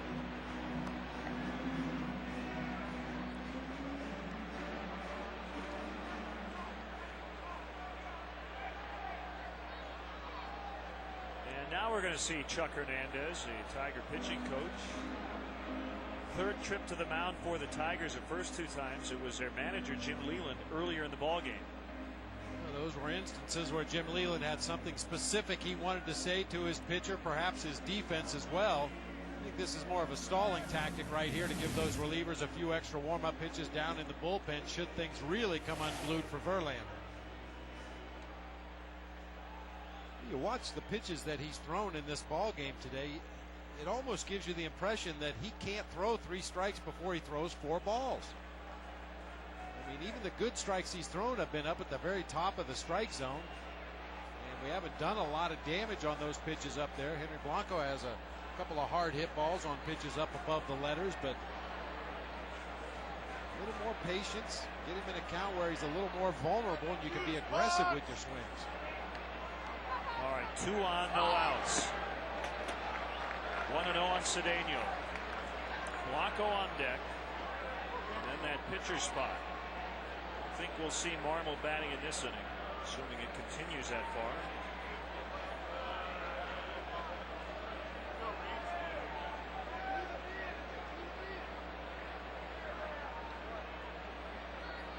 Jones a runner at second.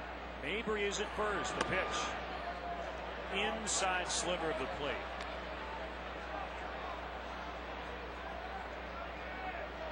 Well, he had that bad first inning. Gave up 3. Only 1 run allowed since. Makes you wonder, first start ever here at Wrigley, maybe some extra nerves and anxiety. Picked up by Cedeno. Rodriguez will watch it drop. A nice catch. The guy with the glove. Sometimes it helps to make that first start on the road. Marmol looked very comfortable in Cincinnati. We don't know if he just didn't have his good stuff in the first inning, but pitching in front of the home crowd for the first time today. And the anticipation leading up to that first start is probably more debilitating than anything else. You know, on the road we have our regular beat writers that travel with the team, and that's a very short interview. You handle that, you move along. When you come back home, a lot of people want a piece of your time to talk about your second start in the major leagues as Cedeno goes down on strikes. So with 1 out, it's Blanco. Breaking pitch way out of the strike zone for Ronnie. Couldn't check his swing.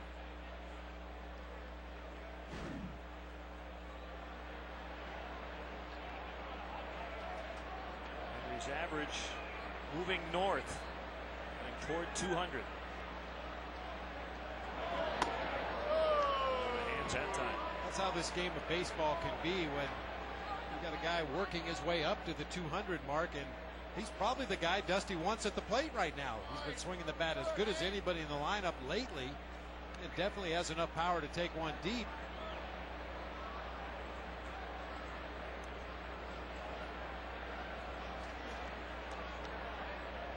Touch! Steroids! 1-0.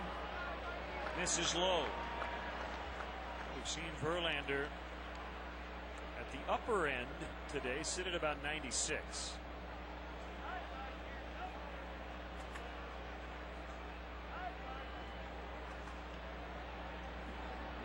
Big leg kick and a 2-0 into straightaway center. Granderson with a beat on it. 2 outs. Jones thought about tagging. The throw actually came behind him. Crowd getting on him a little bit, but again, with that being the second out, the biggest deal to not be at third, but the throw went back to second and not towards third. Is this a mistake here by Jock? I don't know if I'd call it a mistake. I think he certainly could have advanced. The problem was he went back to tag up with his back to the outfield. Usually you're taught to go back and for Jock Jones, put your right foot on the base and face that center fielder so you can see, did he make the catch going back? Did he make the catch flat-footed? Did he make the catch charging? And that will help you make your decision whether to try to advance to third base or not. Jock tagged up with his back to the play and then stumbled coming off the base. Well, I guess you'd rather have him be cautious with 2 outs. See, momentarily there, he lost sight of Granderson in center field. Didn't see what happened out there. Granderson was flat-footed when he caught the ball and was committed to throwing to second base the whole way. Womack pinch hitting for Marmol.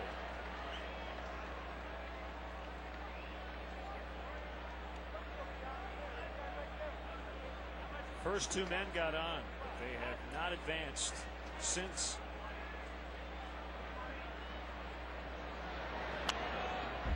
1-2 on Tony.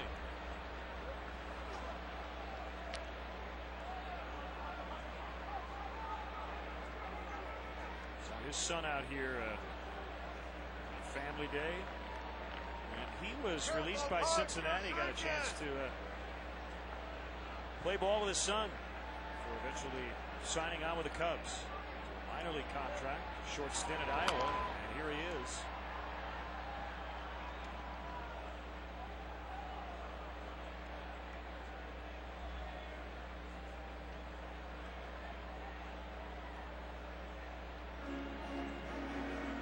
Rodriguez with a quick chat near the mound with Verlander. 4-1 Tigers. Cubs have left at least one on in every inning, including 2 in the 4th.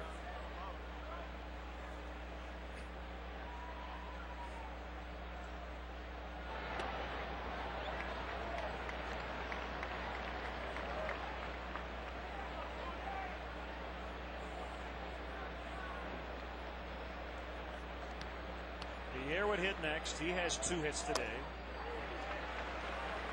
Runners will get a head start because it's 3-2 with 2 outs. Marmol's out. Verlander might be nearing the end of his day. He's into triple digits now, the pitch count. The 3-2, and they're loaded for Pierre.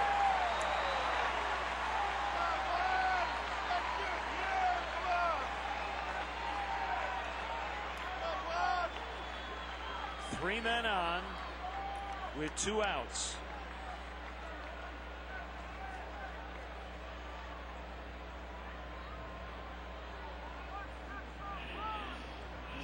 A couple of times Verlander's gotten above 110 pitches. 121 is season high, 114 against Kansas City in May. Generally, they like to get him out around 100, and that's what's going to happen here. As Jim Leland will make a double switch. Ford call to the bullpen. The lefty Will Ledesma coming in. Alexis Gomez is also going to come in and play left field. We'll sort it all out when we come back.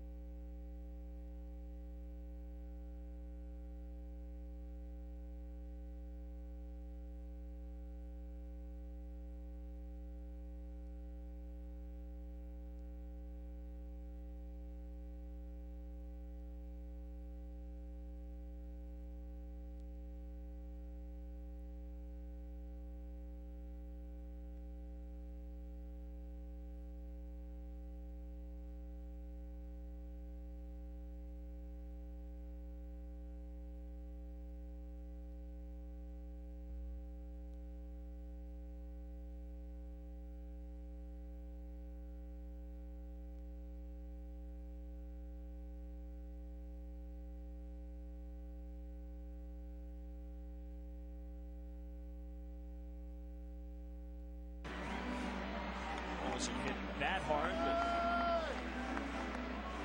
instead of moving from side to side, Jock simply went down.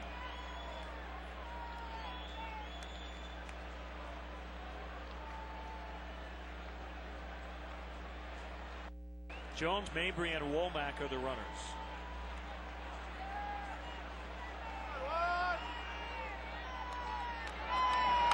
There's swings, fights it off, and it'll be caught at foul ground by Inge.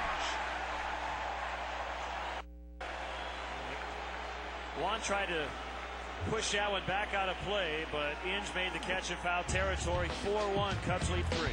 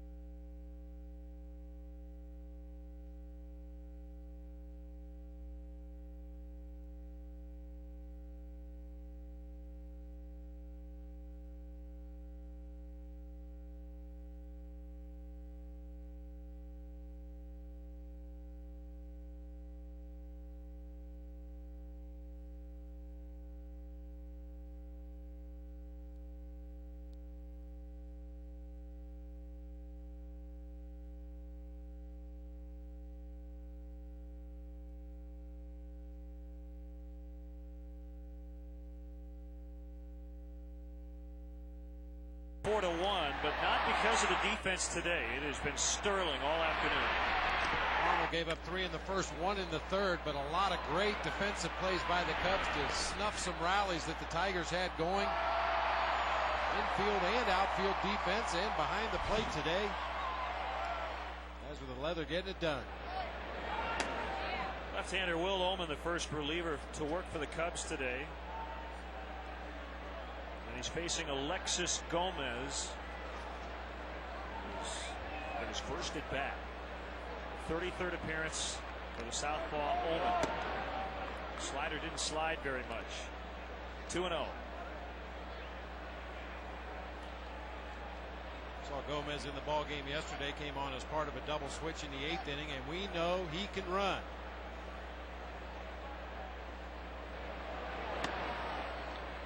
Was late on that heater. 2 balls and a strike. The thermometer in the booth reading 94.8 degrees as we sit here in the 7th inning.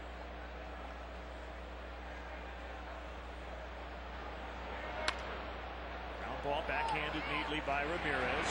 Time to throw, and Nevin staying on the base. 1 out. And here comes Curtis Granderson.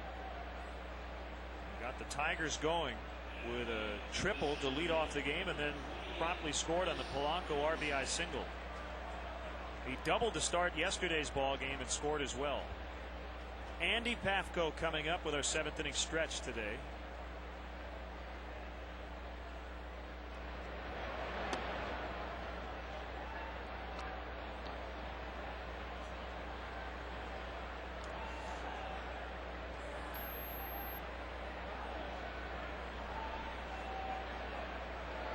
And a 1-0 pitch is fouled back by Granderson.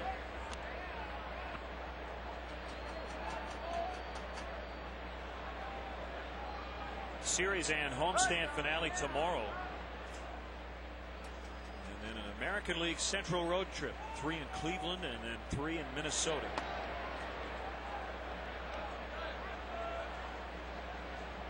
mentioned, part of the pitching matchups. The Cubs part of it. Here's the rest. Sean Marshall against right-hander Jason Johnson. Monday night, Greg Maddux and left-hander Cliff Lee. Tuesday night. And then on paper, the best matchup of them all, Carlos Zambrano and CC Sabathia. Opening day starters matching up Wednesday night. We'll have games 1 and 3 right here on Comcast Sportsnet, 6 o'clock Central Time, both nights. 3 and 2.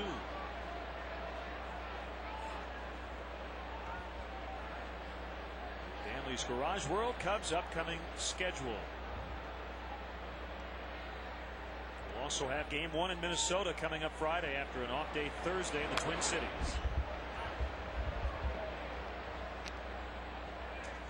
You're going to catch a little Northwoods League baseball action on the off day, right? Yeah, I think it's Mankato, how you pronounce the city of Minnesota, just south of Minneapolis. The lacrosse loggers will be doing battle there on the off day, so I'm going to shoot down and see my son play a ball game.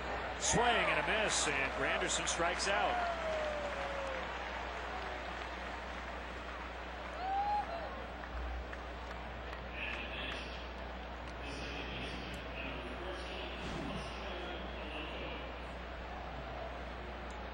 Slider stayed up a little bit, but gets a swing strike. Looked like Will Oman might have thought that was the third out of the inning. Was taking a casual stroll off that third base side of the field, and then realized he was the only one in that parade, so went back to the mound.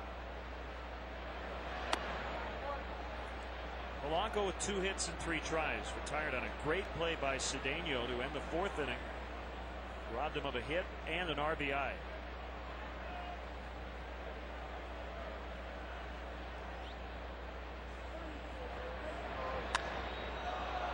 Fly left field, and will it stay in? Mabry made the catch, pulled it out of the vines. Here comes Andy Pafko. Today's guest conductor for Take Me Out to the Ball Game, member of the 1945 champion Chicago Cubs, Andy Pafko. Wow! A 1, a 2, a 3. Take me out to the ball game. Take me out to the crowd. Buy me some peanuts and crackers, and I don't care if I ever get back for it. Root for the Cubs. If they don't win, it's a shame. For it's 1, 2, 3 strikes, you're out at the old ball game. Let's get some runs.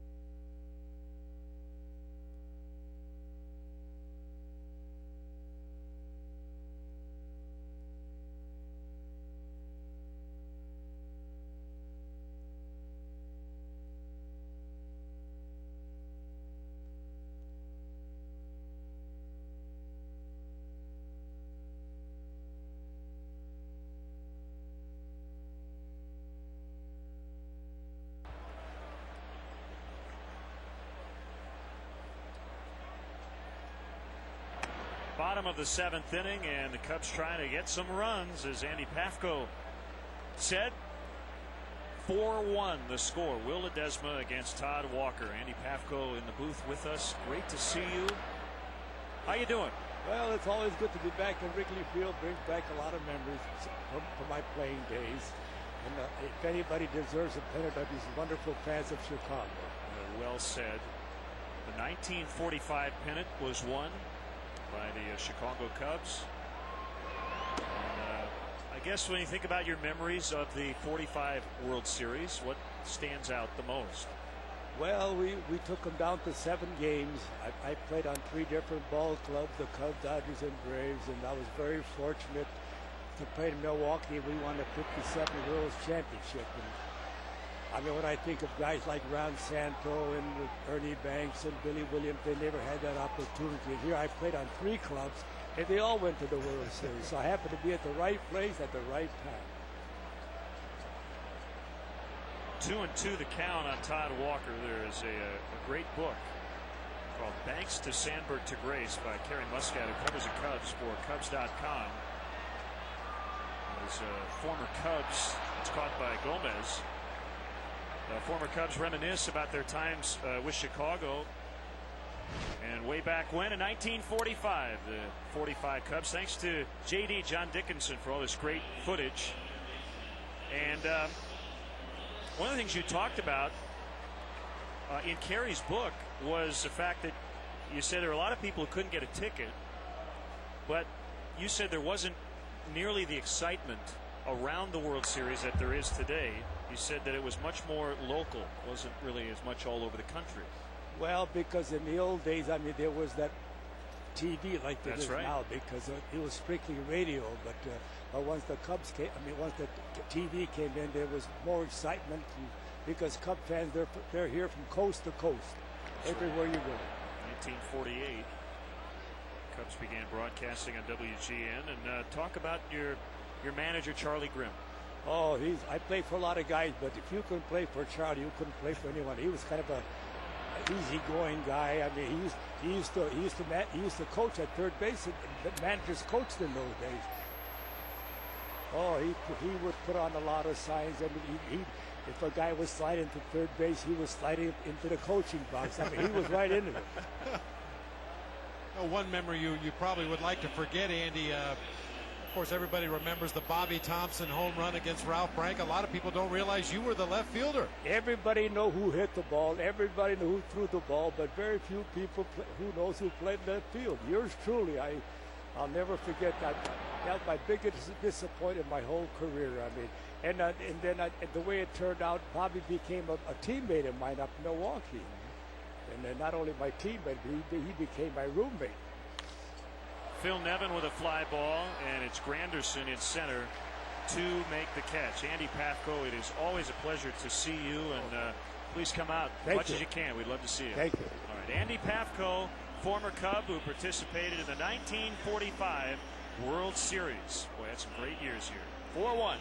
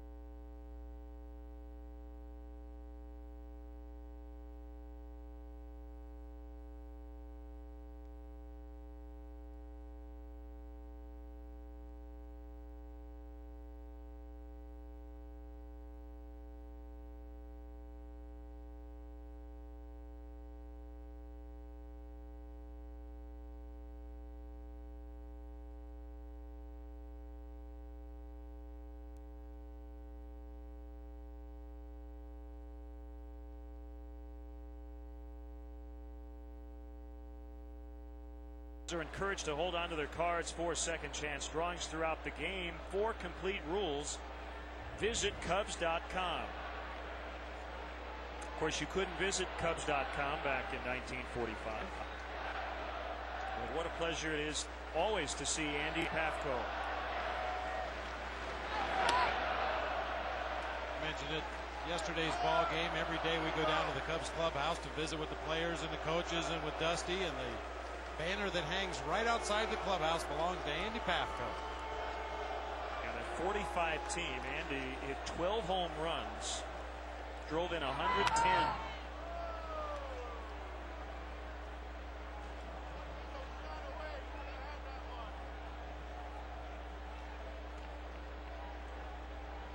It's Pudge Rodriguez against Bob Howery. We're in the 8th inning.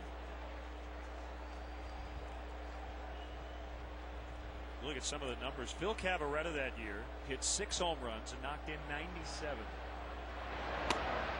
It's a modern day version of those guys. When you look at the home runs RBI ratio, would be like a Paul Molitor. 10 home runs or less and near 100 RBIs. Well, Tommy Herr in the heyday of the Go-Go Cardinals down there at Busch Stadium, he used to hit 6 or 7 or 8 or 9 home runs and drive in 100. 2-1, and Rodriguez fouls it off right side.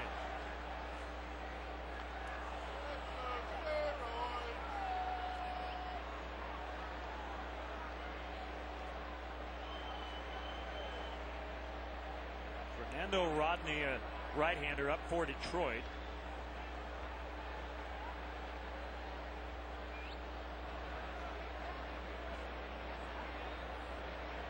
Two-2 pitch, swing and a miss. Howery blows away Rodriguez. One out here in the 8th. Will Ullman with a 1-2-3-7. Andy Pafko spent 17 years in the big leagues.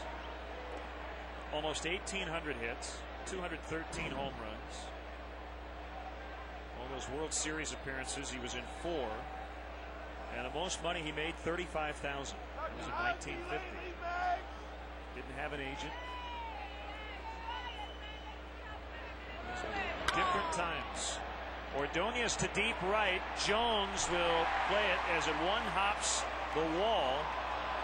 Another bounce throw from Jones. Didn't matter because Ordonez was holding with a single. Jock very frustrated after that ball went right into the turf once again on the throw back to the infield. Part of the frustration could stem from the fact, too, he took a bad line after that ball. He kind of started in and to his right and then had to reverse directions. But those throws, it's hard to figure out as you see Ordonez. Ordonez stumbling around first base there, had to hit the brakes. He didn't know that Jock was going to throw that ball into the grass out there in shallow right.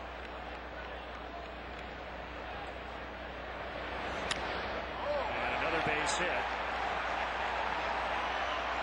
First and second.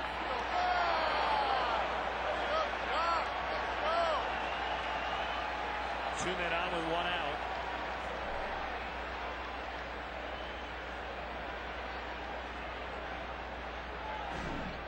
This time a rocket back into the infield, right to the bag at second base. Ordonez, if he had gone one more step around that bag, probably would have got picked.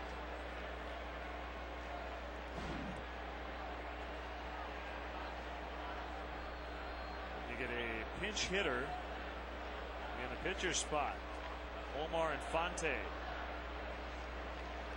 getting ready to bat.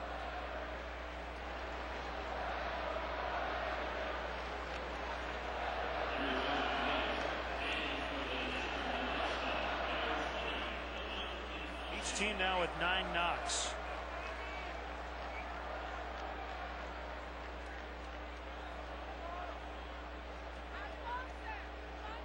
Verlander started for Detroit, gave up a run in 5 2/3.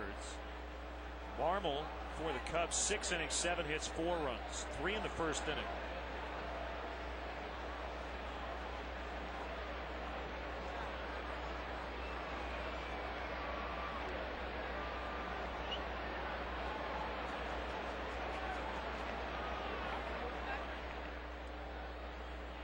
First appearance for Infante in this series.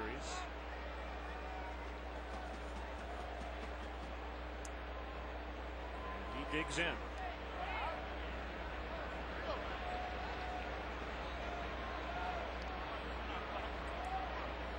Pitch from Howard.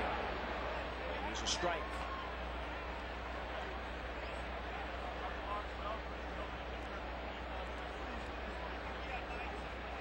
Infante trying to snap an over.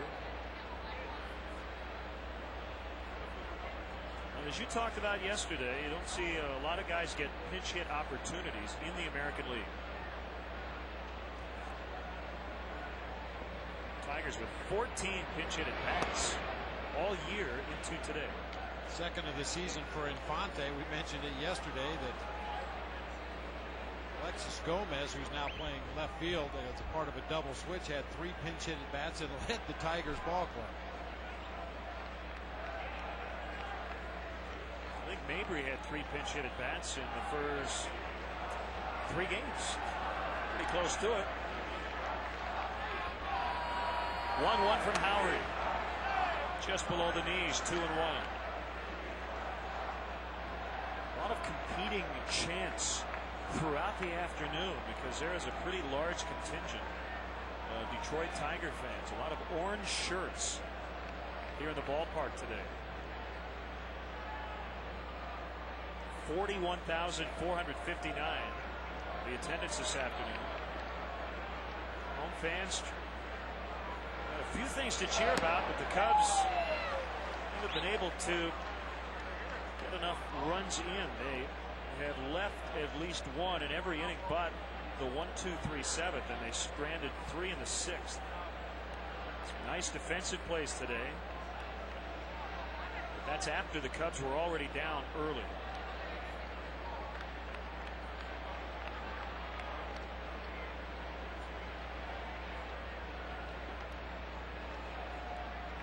Two-two pitch, high fly ball into left center field. It is Pierre, and that ball off the wall. 1 run is in. Gene Lamont's going to send Ordonez, and now Guillen scores. So 2 runs in, and it's 6-1. Ordonez scoring first, and then Guillen, and I think that ball might have gotten out. It had that look like that one we saw earlier in the year.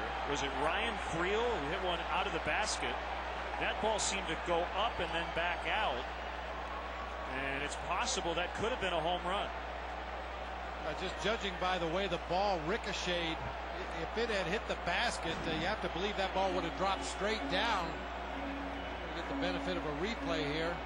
Yeah. Looks like it hit down inside the basket, hit those bricks, and then ricocheted back out onto the playing field.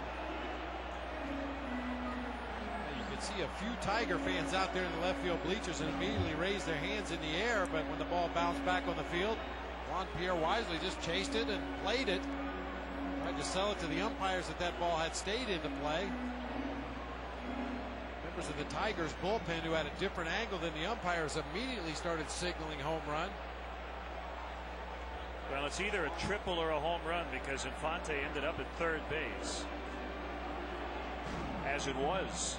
Yeah, it took a very strange carom, didn't it? But it clearly you can see it had to go in. It's behind that bar of the basket right there. Now that ball in the basket and ricocheted back out onto the playing field.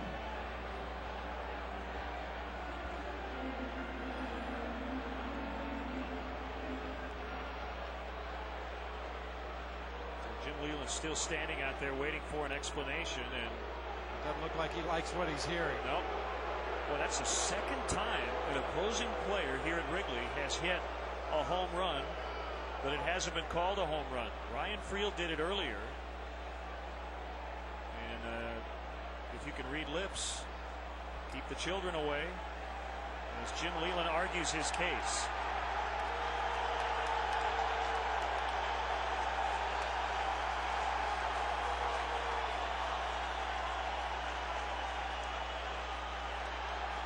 I guess to put it in football terms, there has to be conclusive evidence, and one of the 4 umpires has to say, yes, I saw the ball in the basket, that should be a home run.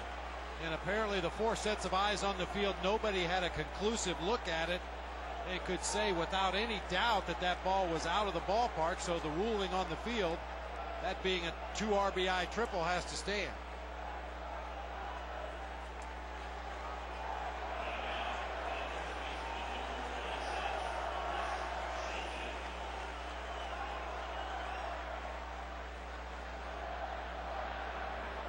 Cubs get a break in that it was a triple instead of a home run.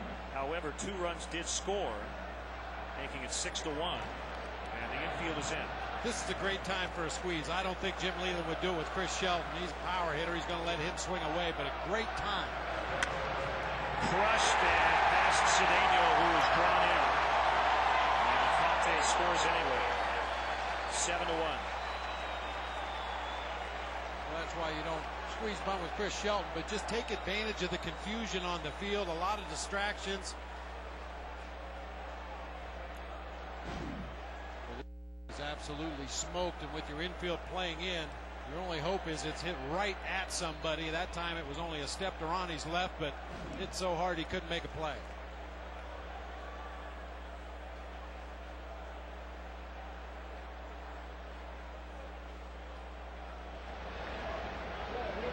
Shelton gets a 4th straight hit for Detroit against Howery in this inning. And Bob has allowed 3 runs. Scott Air is up.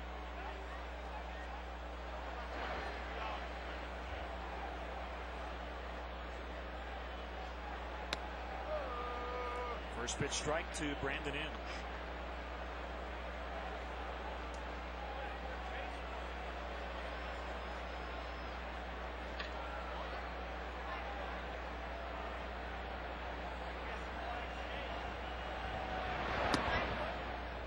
Think about a ball that would bounce up. The only way you could really do that and not be a home run is if it hit the yellow line right at the top of the basket and goes straight up.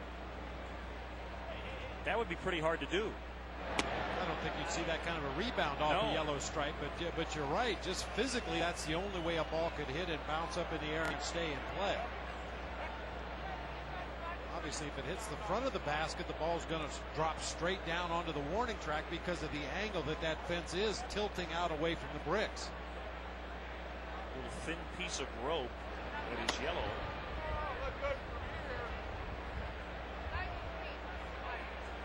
But if you're an outfielder, you play the carom until somebody tells you it's a home run.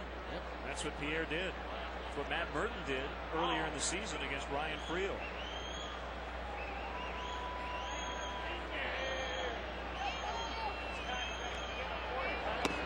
Swung on and missed, and Inge will walk back to the dugout. Striking out.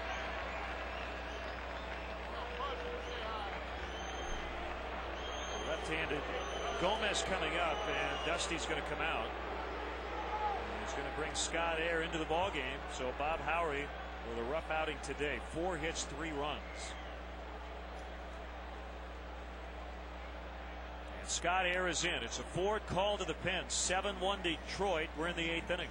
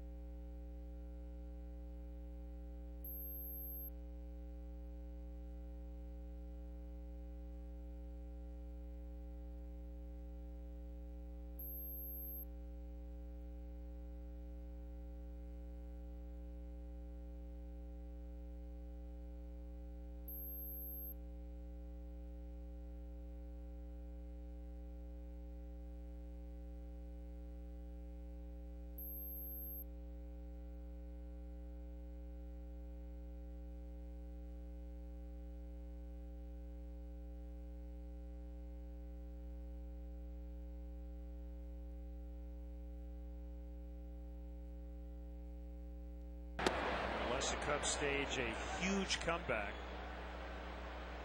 They will go into tomorrow having to win just to salvage one on the entire homestand. Wind continuing to howl, really blowing out toward left.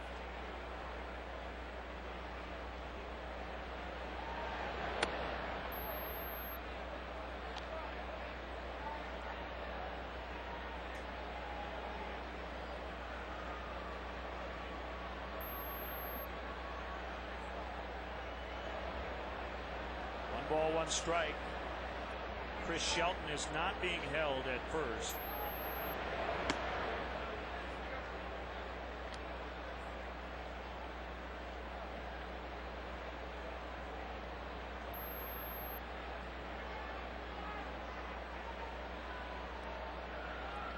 Tigers with 11 hits.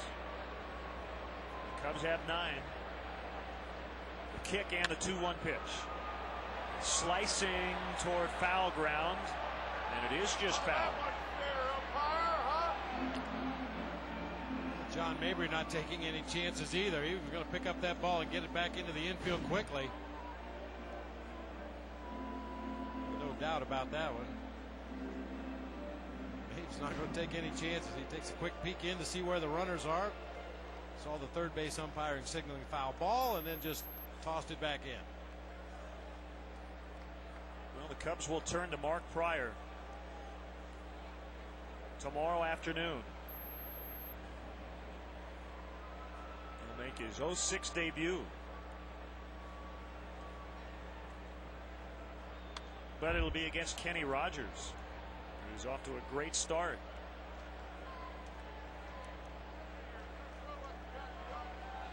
Rogers, his last 3 outings, 2-0 with a 164.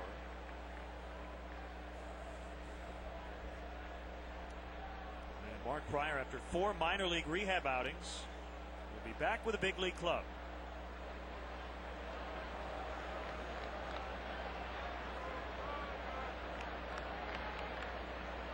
Two on the way, swung on and missed. That's the inning.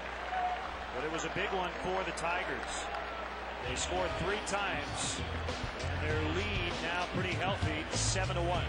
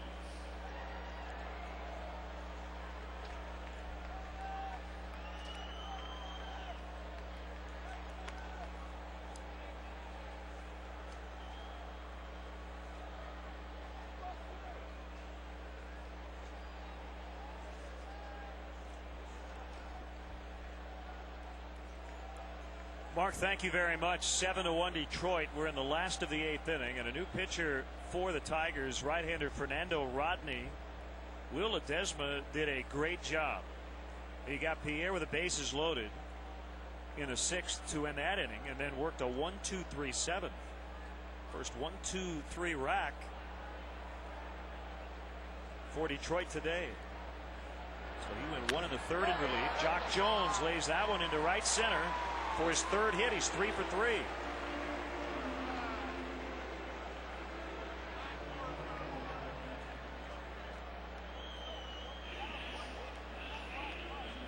Jumping on the first pitch he saw from Rodney, a 90 mile an hour fastball up in the zone. Rodney, basically a 2-pitch guy. He's going to throw a fastball in the mid to upper 90s. He's going to throw a devastating straight changeup, by far his best pitch and his out pitch.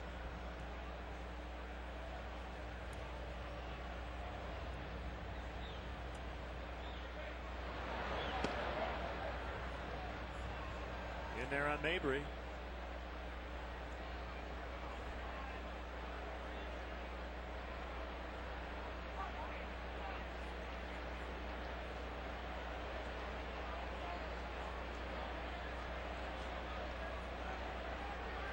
With a quick check on the runner. Shelton plays behind Jones. Woo-hoo. Yikes, get out of the way. That was a hot one. How about that reaction? 95 right underneath your hands. That makes your feet dance. I could probably feel the heat off of that one as it went by.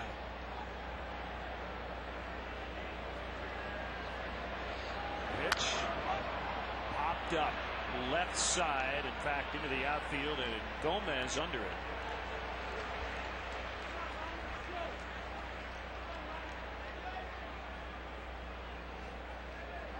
Got an email from Seth Matten in Sycamore, Illinois. The question is, how many leadoff hitters that we had get on and not score this year? It has to be the highest percentage in the majors. I don't have that number, but with runners on base, the Cubs are 26th in the majors, hitting .258. But here's my thought on it. The Cubs are 14th in the National League in hits. That's overall. They are last in walks, last in on-base percentage. And I think sometimes it's easy to say the Cubs just haven't knocked them in when they've gotten them on. That has happened. But if you get more guys on, you'll have more chances. So then even if you have a low average with runners on, just by sheer quantity, you will score more runs. So I could be wrong, but my opinion is if you do the math, you get more guys on, you're going to score more runs. And I think if you simply count on having to always come through every time you put a guy in scoring position, I mean, that's not realistic. So you just need to have as many of those chances as possible. And one stat, Bob, that can be very deceiving is left on base. If you leave 15 guys on base, that means you had a lot of base runners. Sometimes it means you didn't come through. Sometimes it means you had 25 base runners and 10 scored. So I think sometimes those numbers can be a bit deceiving. You always have to look a little bit beyond the numbers. You said you leave 15 men on base. Well, maybe all 15 of those outs were rocket line drives hit right at somebody. Well, you didn't get the desired result, but batter had a good at bat. He hit a ball hard. Unfortunately, defense made a nice play. You don't score those runs. I mean, there have been a lot of situations where the Cubs did not have good at bats with runners in scoring position, but there's always more than just the numbers. Cedeno strikes out.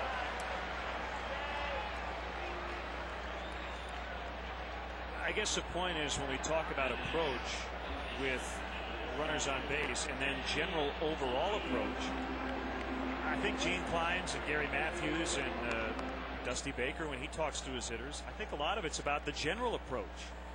Some of it's about with runners in scoring position, but I think the bigger concern is about the overall package and being more patient and getting more base runners to start with. And of course, a lot of that has to do with the individual's confidence in his own ability to get a base hit, even if he happens to take a strike or two early in the count.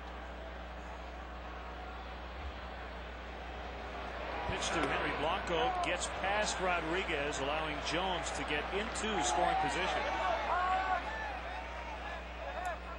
It'll be a wild pitch on Rodney.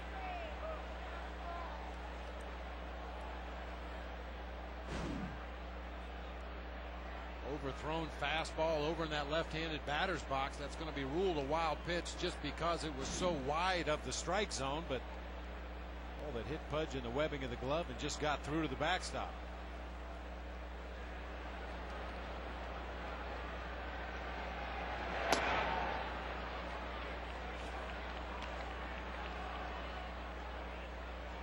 Well, if Verlander gets a win, he would jump over his teammate Kenny Rogers for 6th in the American League in earned run average, and would record his 8th win, which would be tied for 2nd in the American League. Cubs trying to spoil that, but they've got a lot of work to do with only 4 outs left.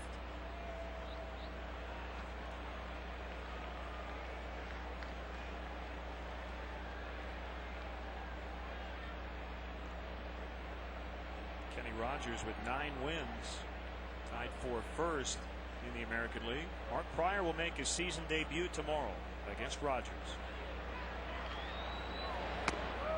He took that one all the way, and it's 3-1. Nafee is on deck.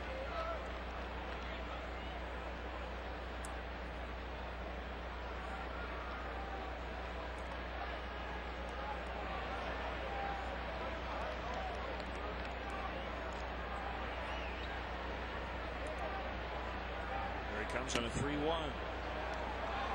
Outside corner.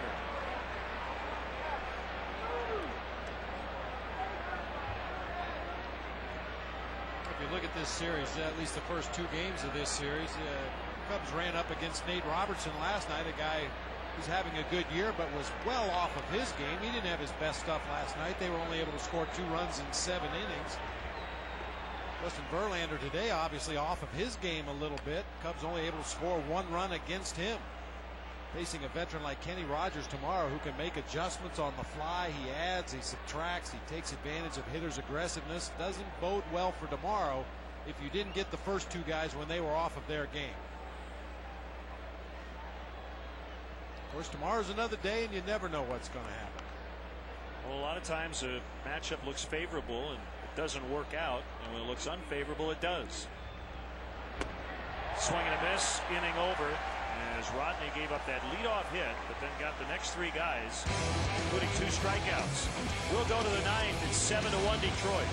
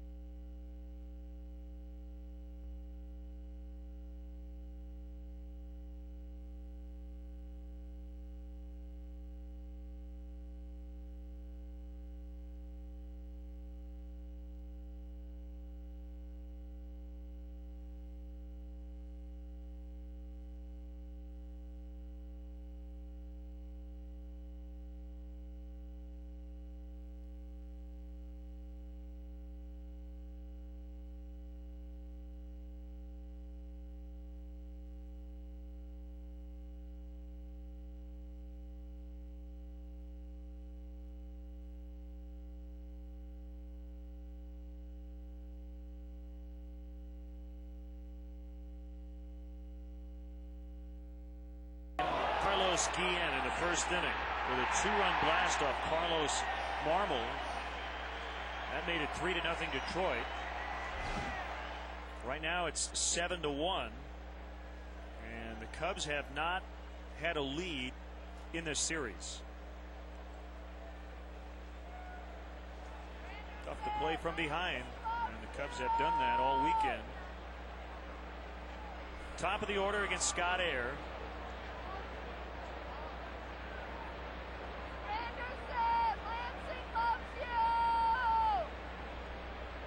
Works from the stretch with nobody on base.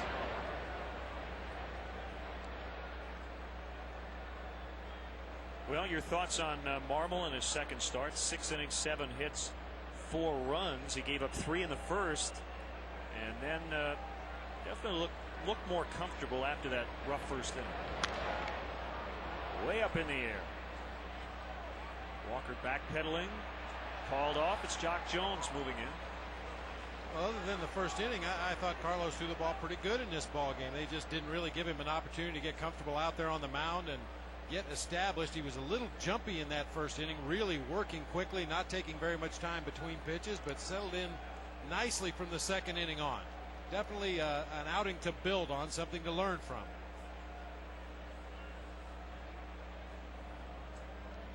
Ford called to the pen, Dusty out, and he'll hand the ball to David Artsma. 7-1 in the ninth.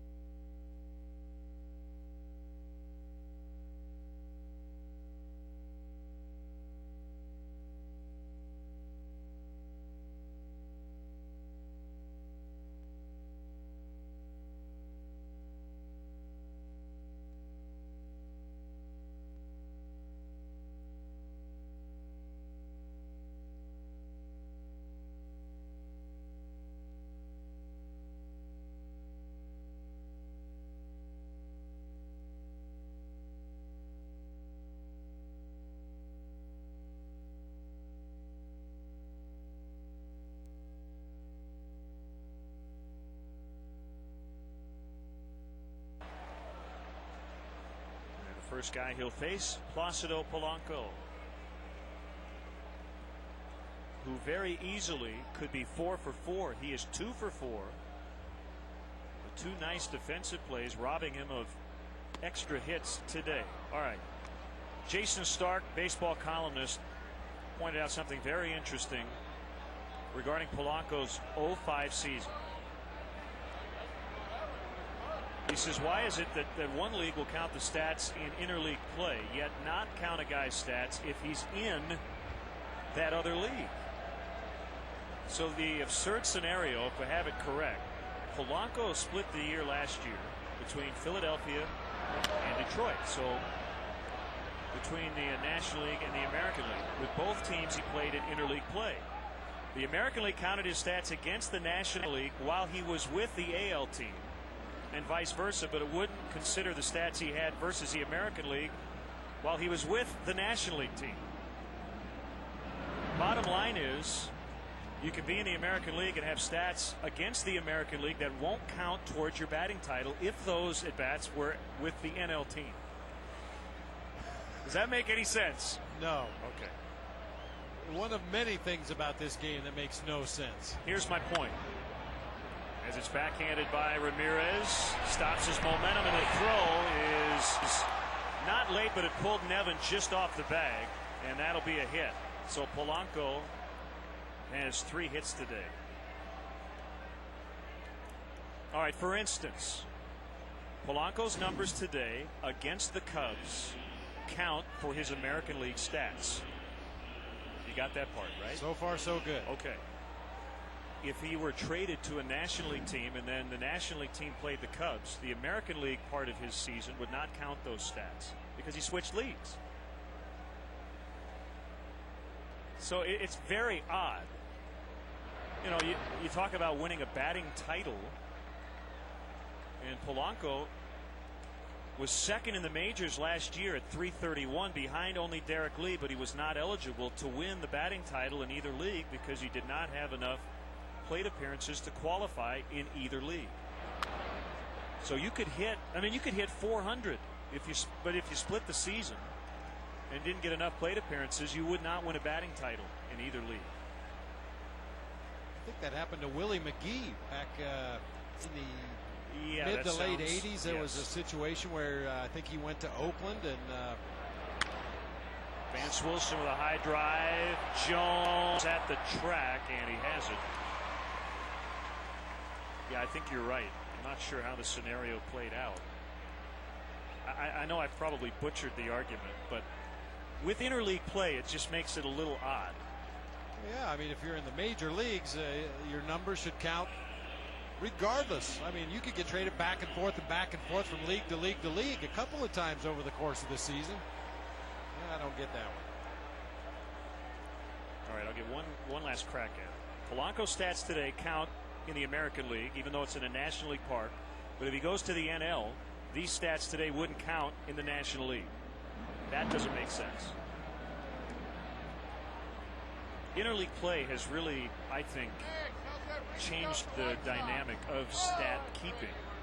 It used to be that you had NL stats, AL stats, and that was it. Here's a good example. Phil Nevin. We get a stat pack every day. It does not have his season numbers. It has Phil Nevin with the Cubs, and then under that, it has his American League stats. They are not added up.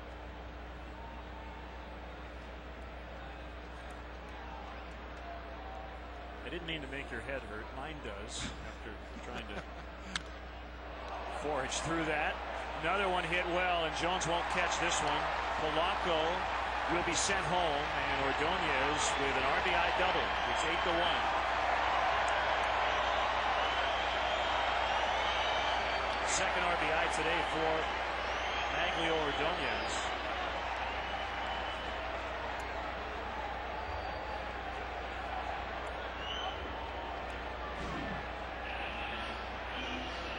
Ordonez, good low ball here. That's a fastball below the knees, down the heart of the plate. He scalds it into right field. Short hops the fence out there at the 368 mark.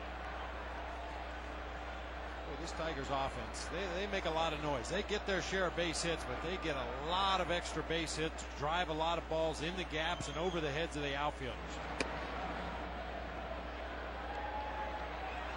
By the way, next time you see Jason Stark, you can yell at him, blame him. I will. I yell at Jason every time I see him. His columns are usually full of minutia like that, and you know they're all thought-worthy, but a little overwhelming at times. Yeah.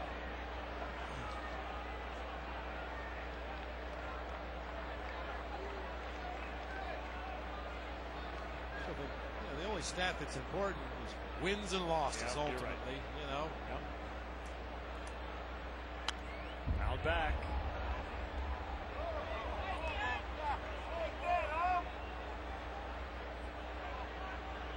Well, as you said, interleague play is not perfect, but I think we both agree that it is a good thing. We would certainly love the crosstown showdown. And in cities like New York, Chicago, the Bay Area,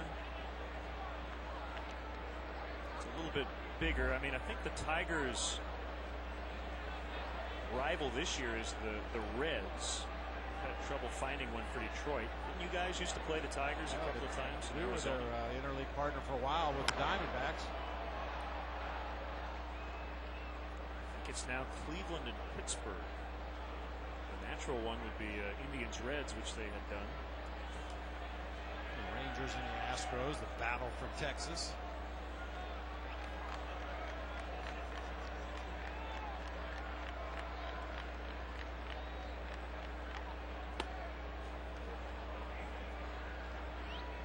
Two and two.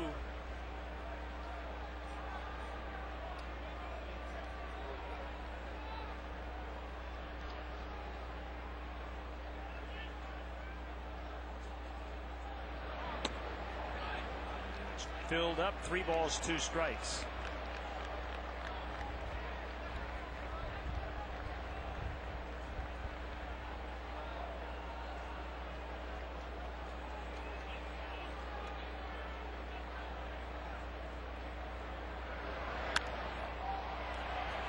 Down along the line, Mabry can't quite get it. Milwaukee in with his third hit. So that'll be a ground rule double as the ball got lost in the ivy. Ordonez able to score.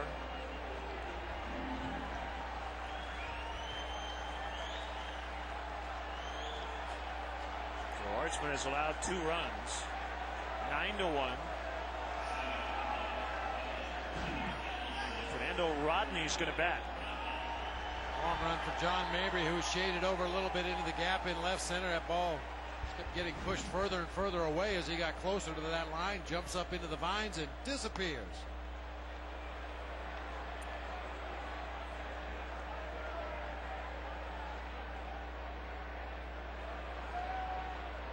So the pitcher hitting. How about that cut?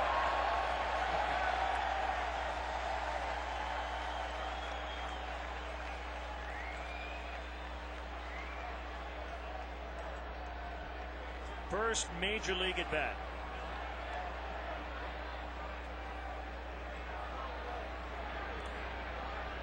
Yeah, those folks down the first base line near the dugout better be paying attention here, because if he makes contact, he's probably going to scald one over there in the seats.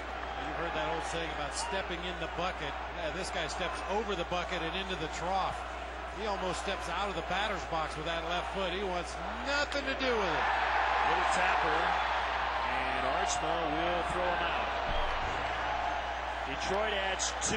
They're pulling away here late. 3 outs to go for the Cubs, and they're down big, 9-1.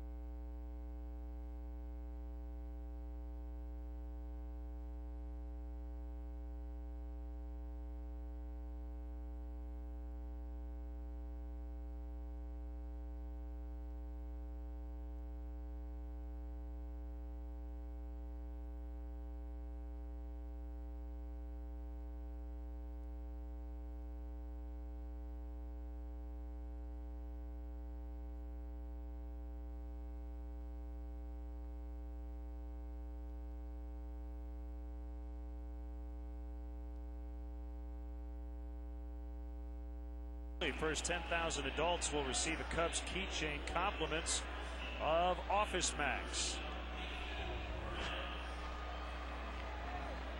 Well, the last 3 days, all losses were close ones. 2 one-run affairs. Yesterday's game decided by 2 runs, but a blowout today at this point, 9-1. Vance Wilson stays in after pinch hitting for Rodriguez.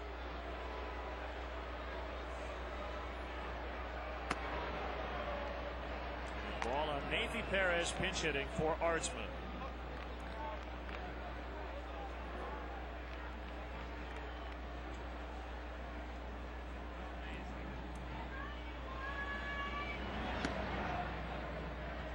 Caught the corner. Got the rally cap on. Take a near miracle here, down 8 in the ninth. Cubs had their chances early on. They were down 4-1 for several innings.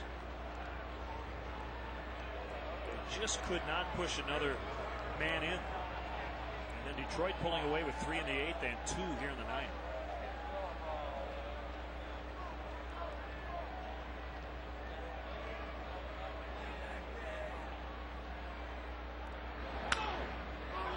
ball, and Shelton will underhand to Rodney. There was a good battle with the bases loaded in this ball game, and Juan Pierre at the plate took a called strike inside, a breaking ball for a called strike, and then went to work fouling off a lot of borderline pitches, even one in the dirt. Hit it on a hop. Tried to slice one down the left field line, ultimately popped up in foul territory to Brandon Idge. The Midas pitch sequence of the ball game right there. Could have been the turning point if Juan Pierre could have found a gap somewhere, but good at bat nonetheless. Strike one on Pierre. 2 hits and 4 tries.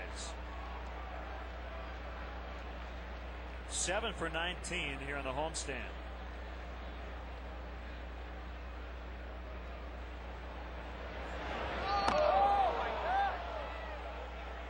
Not sure Rodney was trying to put that one, but it wasn't anywhere near the glove. The big carom off the brick behind the plate. Just got away from it. Oh, this is zoom ball.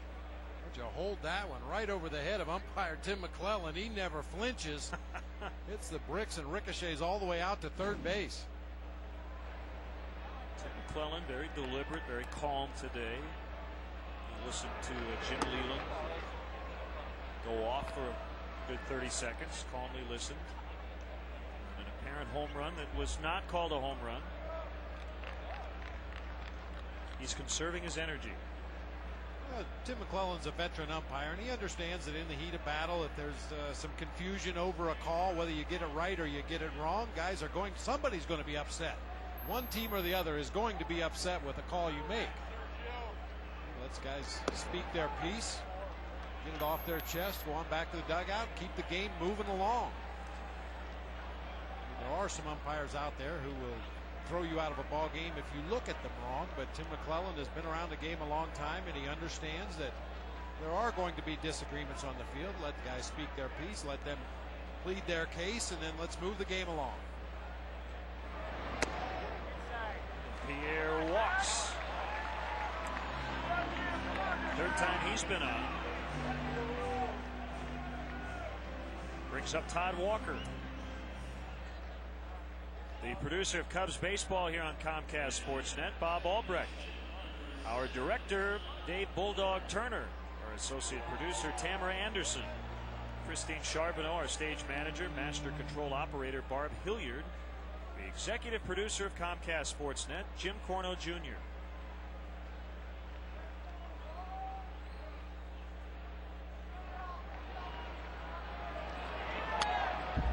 Fouled away by Walker.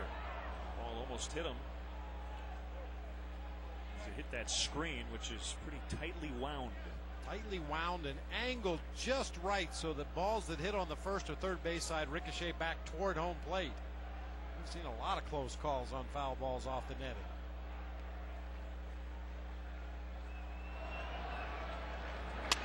Busted bat, ground ball. Polanco will throw to first.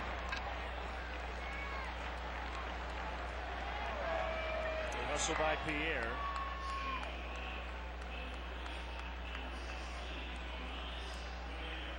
And it's up to Ramirez.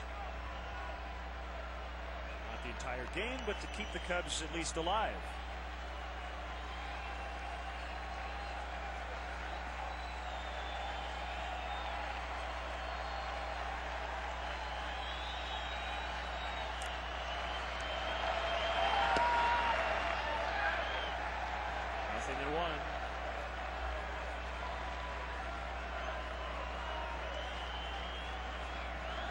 Just woke up here. A rough day for the home team.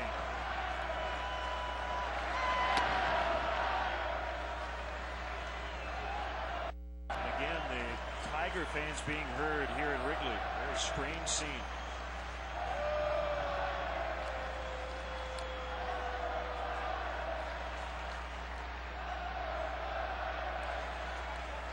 One pitch. Hit hard. Fair ball. Pierre's going to score easily. And it's a 9-2 game as Ramirez picks up hit number 3, second double today, 37th RBI of the year.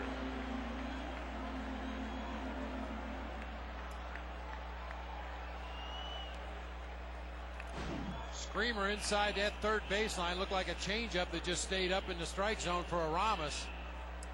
Scalds it down into that corner.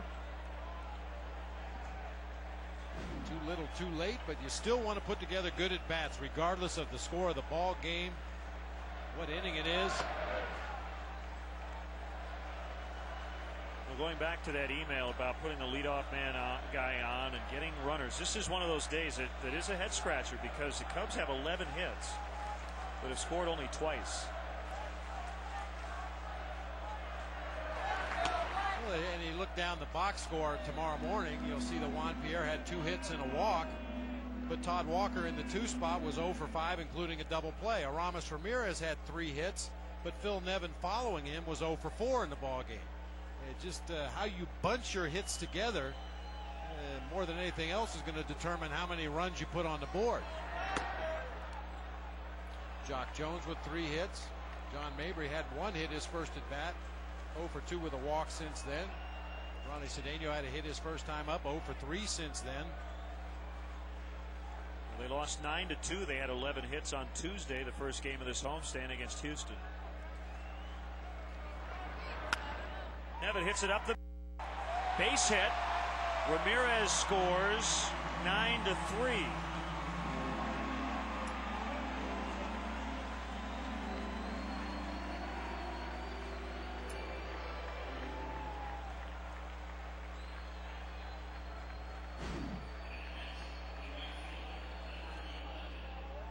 Change up and out over the plate. Rodney trying to overthrow that pitch a little bit today. As I mentioned before, that's his out pitch, his best pitch.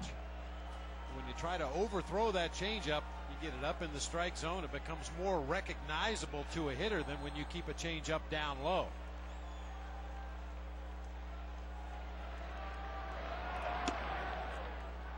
Jock has reached all 4 plate appearances, 3 singles and a walk.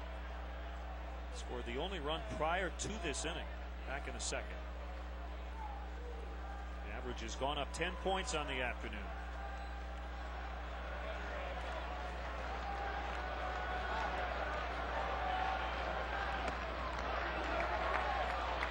Wilson will head out. Rodney in his second inning of work. Jim Leland heading out. Rodney doesn't have a safety net at the moment, although we're seeing some stirring in the Tiger bullpen.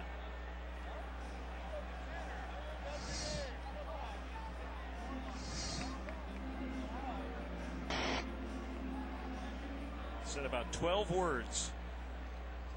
Yeah, it looks like Rodney's just getting into the rhythm out there of getting the sign, throwing the ball without a purpose, not really executing good pitches, just trying to get the ball game over with. Don't know if that was the message imparted by Jim Leland, but certainly it looks like what Rodney's doing out there on the mound.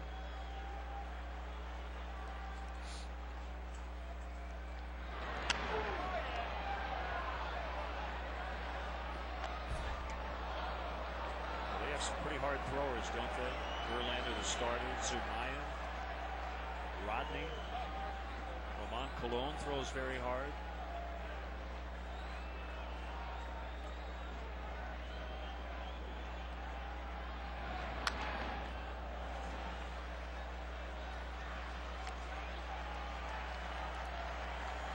Of course, there have been a lot of guys in Major League history who have thrown hard, but it's how you use it, what your other pitches are like. Verlander would get the win. Hard-throwing Carlos Marmol would suffer his first big league loss. 2-2 with 2 outs. Ground ball right side.